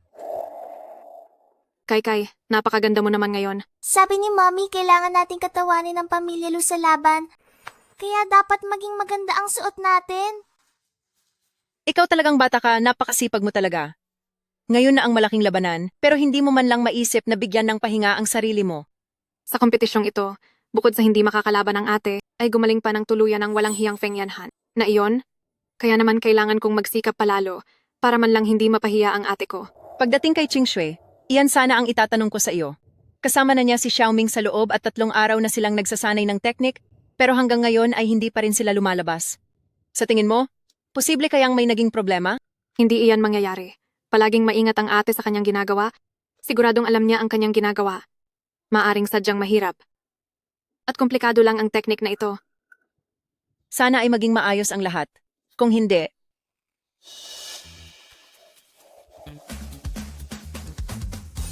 ano ito? Ito ang kwarto ni Kuya. Tignan niyo ang phoenix. Isang phoenix.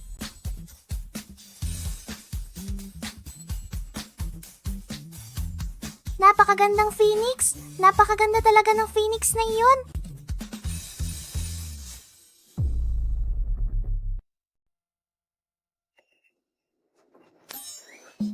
Lumeng, ito, paano ito nangyari? Malko, ito ang sinasabi ko sa iyo na dual cultivation technique. Dual cultivation technique?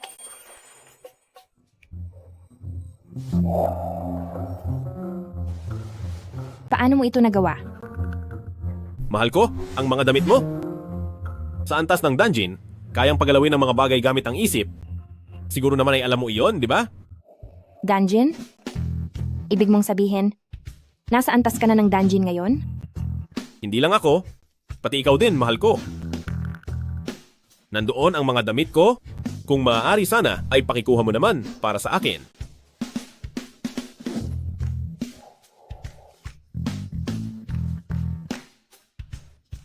Ako, hindi ba ako nananaginip? Totoo ba ito? Luming, bilisan mo at sabihin sa akin na totoo ito. Totoong totoo ito. Sa hinaharap ng pamilya Lu, hindi lang ikaw ang nandoon. Nandito rin ako si Luming.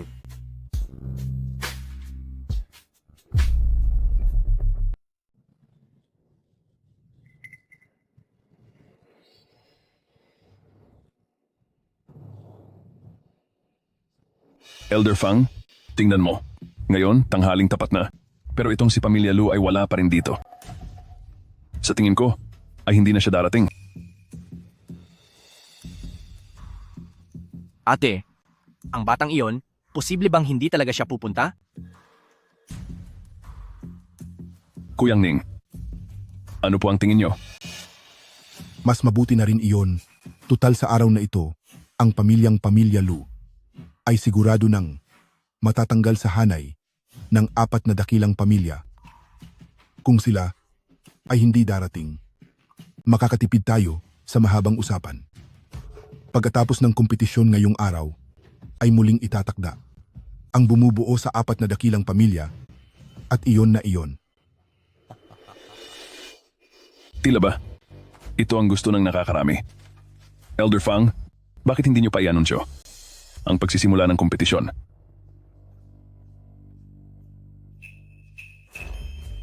Mga Ginoo, tanghaling tapat na.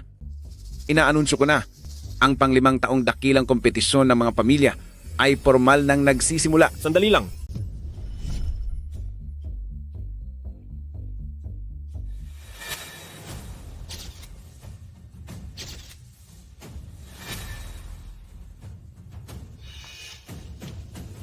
Ang pinuno ng Pamilya Lu na si Luming, kasama ang buong pamilya, Pamilya Lu, ay nagbibigay galang sa inyong lahat.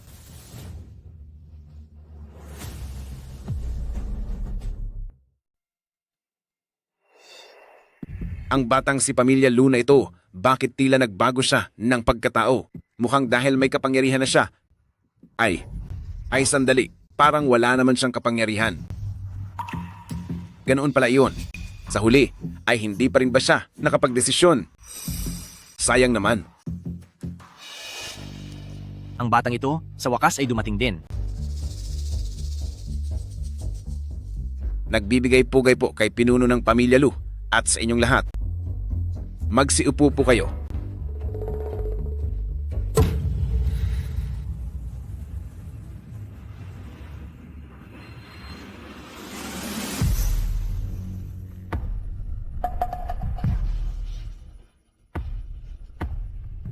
Bata, akala ko ay hindi ka na mangangahas na pumunta.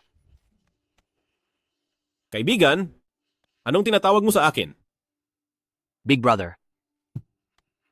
Ganyan nga. Mahal ko? Itong si pinuno ng pamilya Ning at si Ning Fenghua, kilala mo ba sila? Bakit parang wala akong maalala tungkol sa kanila? Si Ning Fenghua noong 10 taon na ang nakararaan ay nagkaroon ng malubhang karamdaman. Pagkatapos niyon, si Pamilya Ning ay naging napakatahimik at madalang nang lumabas sa publiko. Bakit? Bakit mo na itanong iyan? Wala lang. Nag-uusisa lang ako. Mukhang interesado ito. Tila ba, hindi magiging masyadong nakakabagot ang araw na ito? Dahil narito na ang mga kilalang pamilya at ang lahat ay narito na. Ngayon ay formal ko nang ipapahayag. Ang kompetisyon ng mga pamilya ay magsisimula na.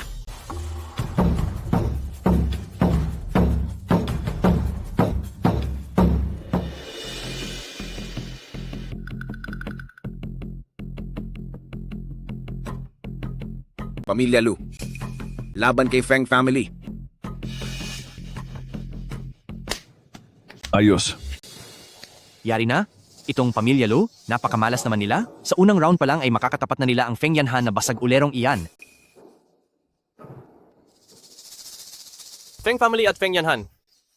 Lumabas na kayo.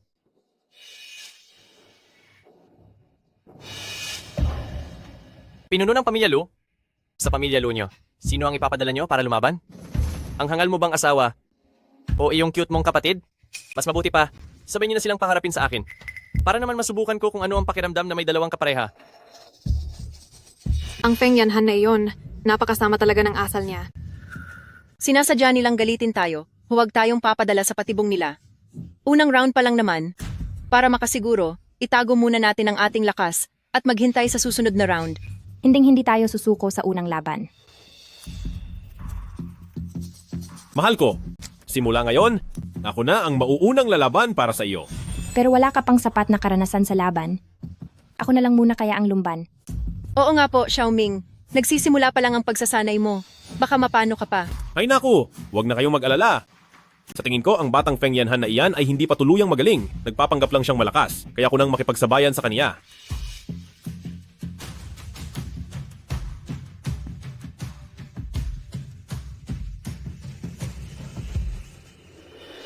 Bakit siya? Posible kayang pinalipat ni Lin ang lakas niya rito. Pero bakit wala akong maramdaman na anumang lakas sa loob ng katawan niya?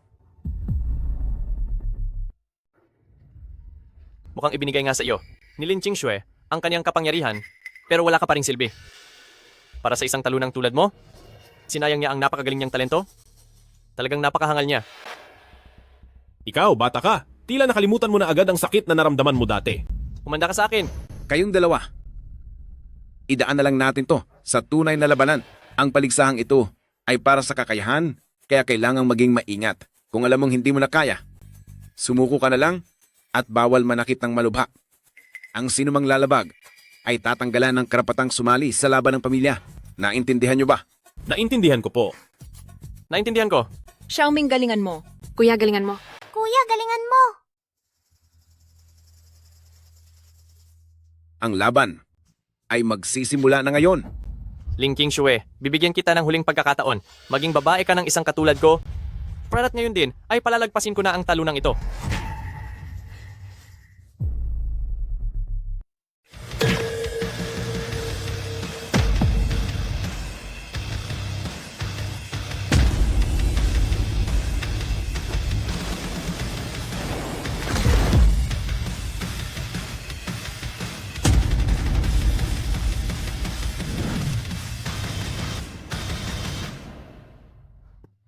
Yay! Nanalo si Kuya! Napakagaling mo, Kuya! Anak ko, Xiaohan. Akala ko ba ay patas ang laban? Napakalakas naman ng asawa ni ate. Mukhang si Feng Yanhan ay hindi pa talaga gumagaling sa tinamo niyang malalang pinsala. Ito. Paanong nangyari ito?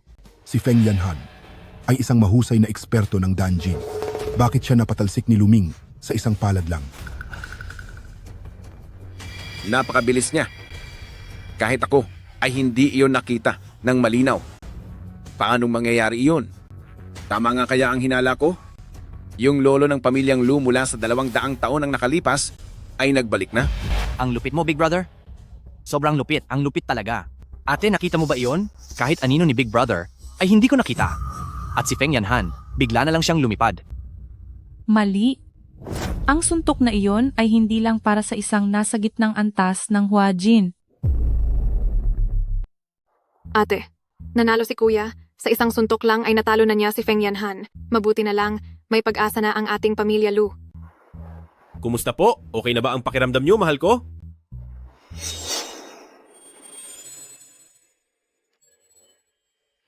Luming, pagbabayarin kita.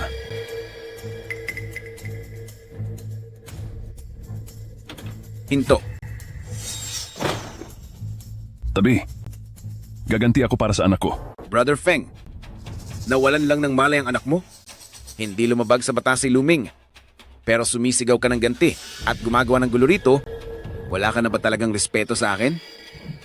Ang suntok na iyon ni Luming, malinaw na traidor na atake iyon. Ah, tama. Ang basurang ito, nanlinlang lang. Kung hindi dahil doon, paano siya na nasa Huajin mid-stage? Mananalo sa anak ko? Nasa Danjin early stage ang anak ko. Brother Feng, sa nangyari kanina, nakita ng lahat ang katotohanan. Malinaw na ang anak mo ay naging kampante at nagpabaya. Kaya paano mo masasabing daya ang ginawa ng kalaban? Elder Fang, maraming salamat po sa inyong hustisya.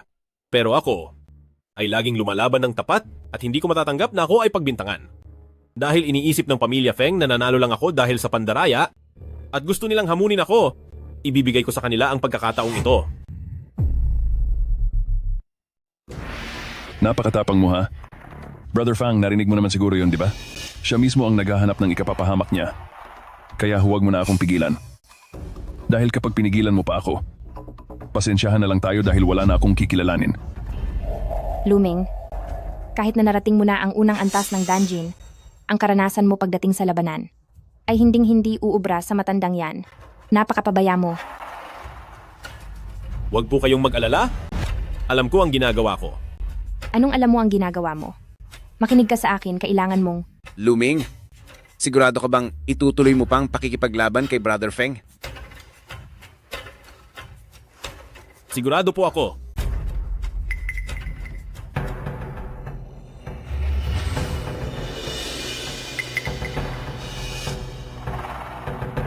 Magsimula na ang laban. Pagbabayarin kita.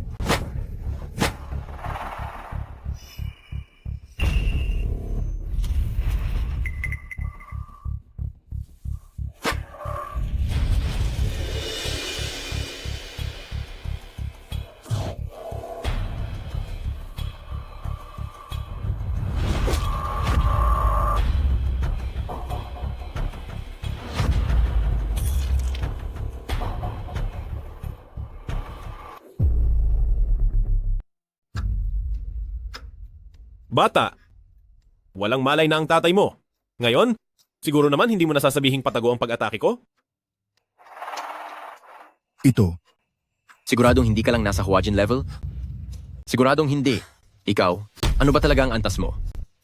Ang bayaw ko ay nasa dungeon level na. Paano naging dungeon level si Luming? Hindi ba dati siyang isang walang silbi? Tama. Little friend Lu, talaga bang nasa dungeon level na ang iyong lakas? Paano ko ba sasabihin? Parang ganun na nga. Dahil diyan ay mas naging lito ang matandang ito. Kahit paggamitin ni Mrs. Lu ang Xuan Yuan transfer script para bigyan ka ng lakas, hindi ito hihigit sa gitnang bahagi ng Huajin level. Bakit ka nasa dungeon level na agad? Hindi ko po itatago kay Elder Fang. Kaming dalawa po ay gumamit ng isang uri ng pagsasanay kung saan sabay kaming nagsanay gamit ang sikretong pamamaraan ng pamilya Lu. Kaya naman, hindi lang si Luming ang may dungeon level, pati ako ay nakaabot na rin sa antas na iyon. Anong uri ng pamamaraan? Bakit napakalakas nun? Napakakamangha, muling babangon ang pamilya Lu. Ang pamilya Lu ay mayroon palang ganito kalakas na pamamaraan? Sikretong pamamaraan ito ng pamilya Lu. Maging ako ay hindi ito alam dati. Kaya po, Tigil na. Hindi ko na kayang makinig pa sa mga sinasabi nyo.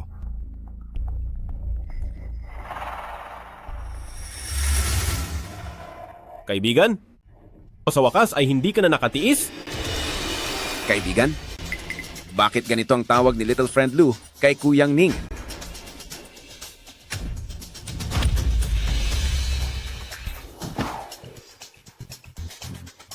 Brother Fang, ito ang dahilan.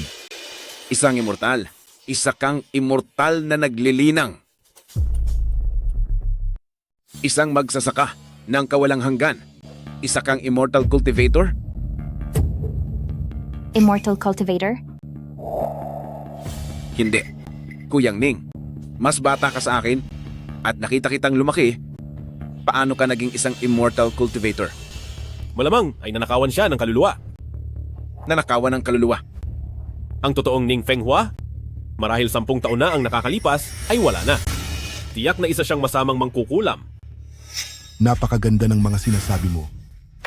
Pero hindi ba't nanakawan mo rin ang katawang iyan? Pati ikaw?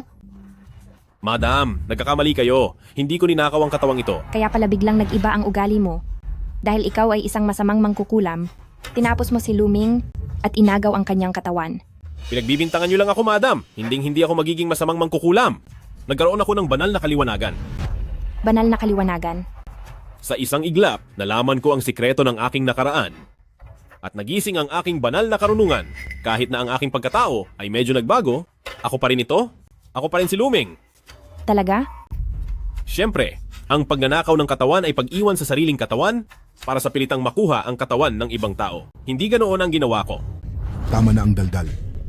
Kahit na naliwanagan ka o nagnakaw ka man ng katawan, para sa akin, wala itong pagkakaiba. Anuman ang mangyari, lahat kayong nandito ay magiging pagkain ng aking 10,000 soul banner.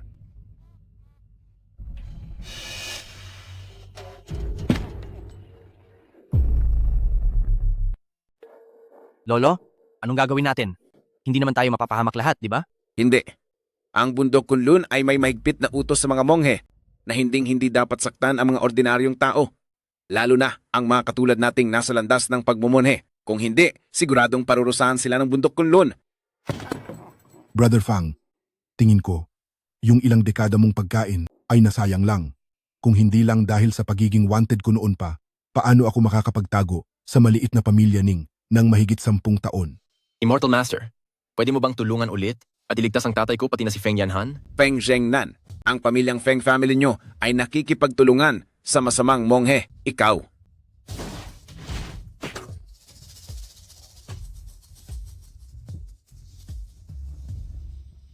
Hangal, akala mo ba talaga ay nagpapakawang gawa ako? Kaya pala si Feng Yanhan na bata ay ikaw ang nagpagaling? Kaya pala nagtataka ako kung bakit ang bilis niyang bumalik ang lakas. Kung hindi lang dahil sa paghahanap sa mga kasamahan nating monghe, bakit ko itataya ang panganib na mabunyag ang katauhan ko para lang gamutin siya? Salamat na lang. Sulit ang pagsasakripisyo ko. Sa pamamagitan ng iyong espiritu, makakaakyat na ako sa antas ng Golden Core Stage. Sa oras na yon, mababago ko na ang takbo ng laban. Babalik ako sa Kunlun para makapaghiganti. Ha ha ha. Luming, ano yung sinasabi mong ikaw ay heavenly enlightenment? Ibig bang sabihin ay isa kang immortal? Oo. Little friend Lu ay hindi po Senior Lu. May tanong ko lang po kung ano na ang antas ng inyong kapangyarihan. Tama po, Big Brother. Ikaw na lang ang tanging makakaligtas sa amin.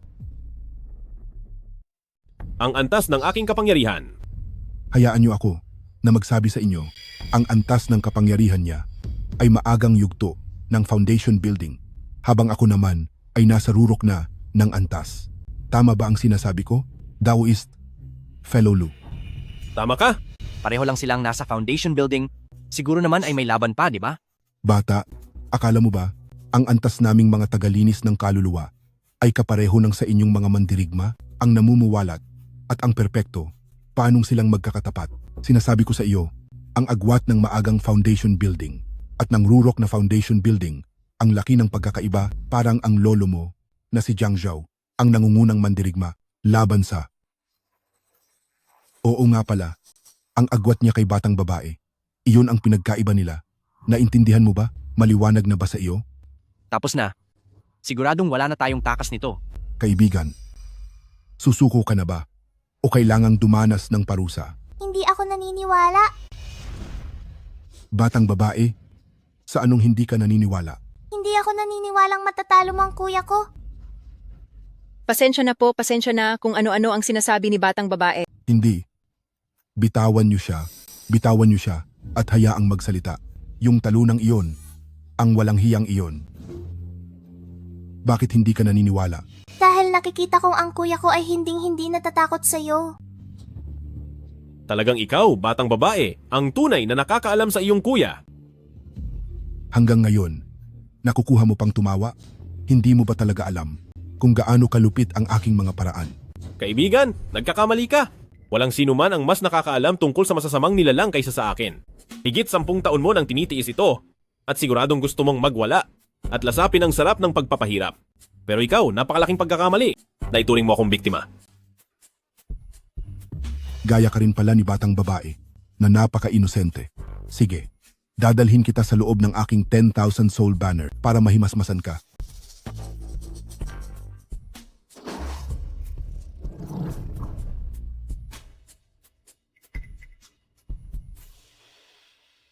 Luming, Huwag kang mag-alala, mahal ko. Umatras muna kayo. Mga kaluluwa, makinig sa utos ko. Buksan ang lagusan ng kadiliman, libu-libong bandila. Tawagin ang kapangyarihan. Ano bang pinagsasabi mo dyan? Bandila, halina rito.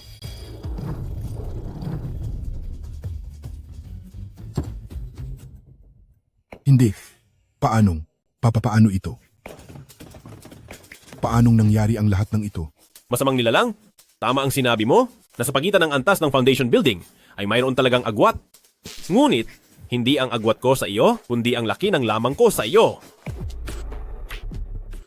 Kalokohan. Ang 10,000 soul banner na ito ay pinalakas ko gamit ang sarili kong dugo. Sa tingin mo ba ay makukuha mo ito basta-basta? Inuutusan kita ngayon. Ibalik mo agad yan. Kung hindi, pahihirapan kita ng husto. Lakas ng loob mong magutos? Nakuha ko ito sa sariling kakayahan, bakit ko naman ibabalik sa iyo? Kung gusto mo, ikaw ang lumapit dito. Hoy, magbabayad ka. Sandali, nakita nyo naman lahat. Siya itong kusang lumalapit sa akin. Huwag niyo akong sisisihin.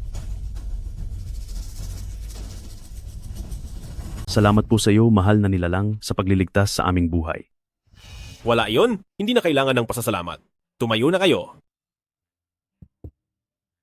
Elder Fang, tungkol naman sa kompetisyon na ito, sa tingin mo ba ay dapat pang ituloy?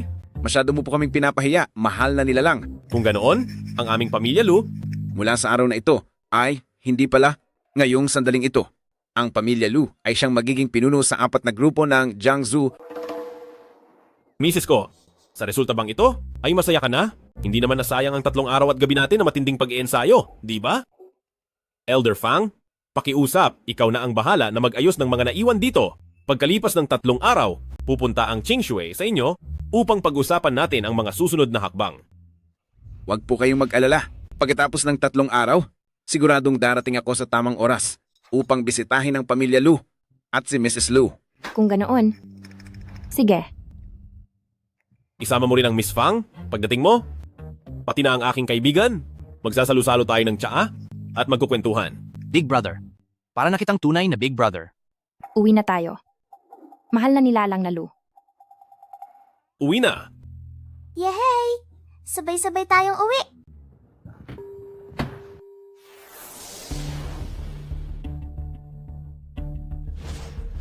Espiritual na liwanag ng reinkarnasyon. Bakit? Anong nangyari? Ano po ang may paglilingkod ko, sir? Ha. Anong nangyayari? Nabuhay ang lalaking iyon. Nagtagumpay. Nagtagumpay ang muli kong pagsilang. Ha. Ang aurang ito. Bakit napakapamilyar? Luming. Walang hiyang matanda. Ikaw pala yan? Hindi. Hindi ito ang iyong guro. Mapanlin lang. Hindi ko akalaing sasapit ang araw na ito sa iyo. Pagpapatawag sa 10,000 kaluluwa. Netherworld bilang landas. Bandilang gumagabay sa libu-libong espiritu. Sakripisyo ng dugo para sa pagkatuyo ng lahat. Simulan na. Bandila ng mga kaluluwa? Sandali. Tingnan mong mabuti. Ang aking sining ng reinkarnasyon ng kaguluhan ay ganap na. Kahit muli akong isinilang ngayon, taglay ko pa rin ang malakas na kapangyarihan. Baka naman, gusto mong sabay tayong mawala? O talaga? Ganun ba? Ha. Mabuting disipulo. Alam ng guro mo na marunong kang makinig. Siyempre, marunong akong makinig. Kaya naman, tatapusin na kita ngayon. Sinasway mo ba ako? Bastos. Ano man ang gusto mong sabihin, doon mo na sabihin sa aking 10,000 soul banner. Sa huling sandali, tanikalan ng kaluluwa sa 3 yin. Bandilang yumayanig sa 9 na kadiliman. Laban.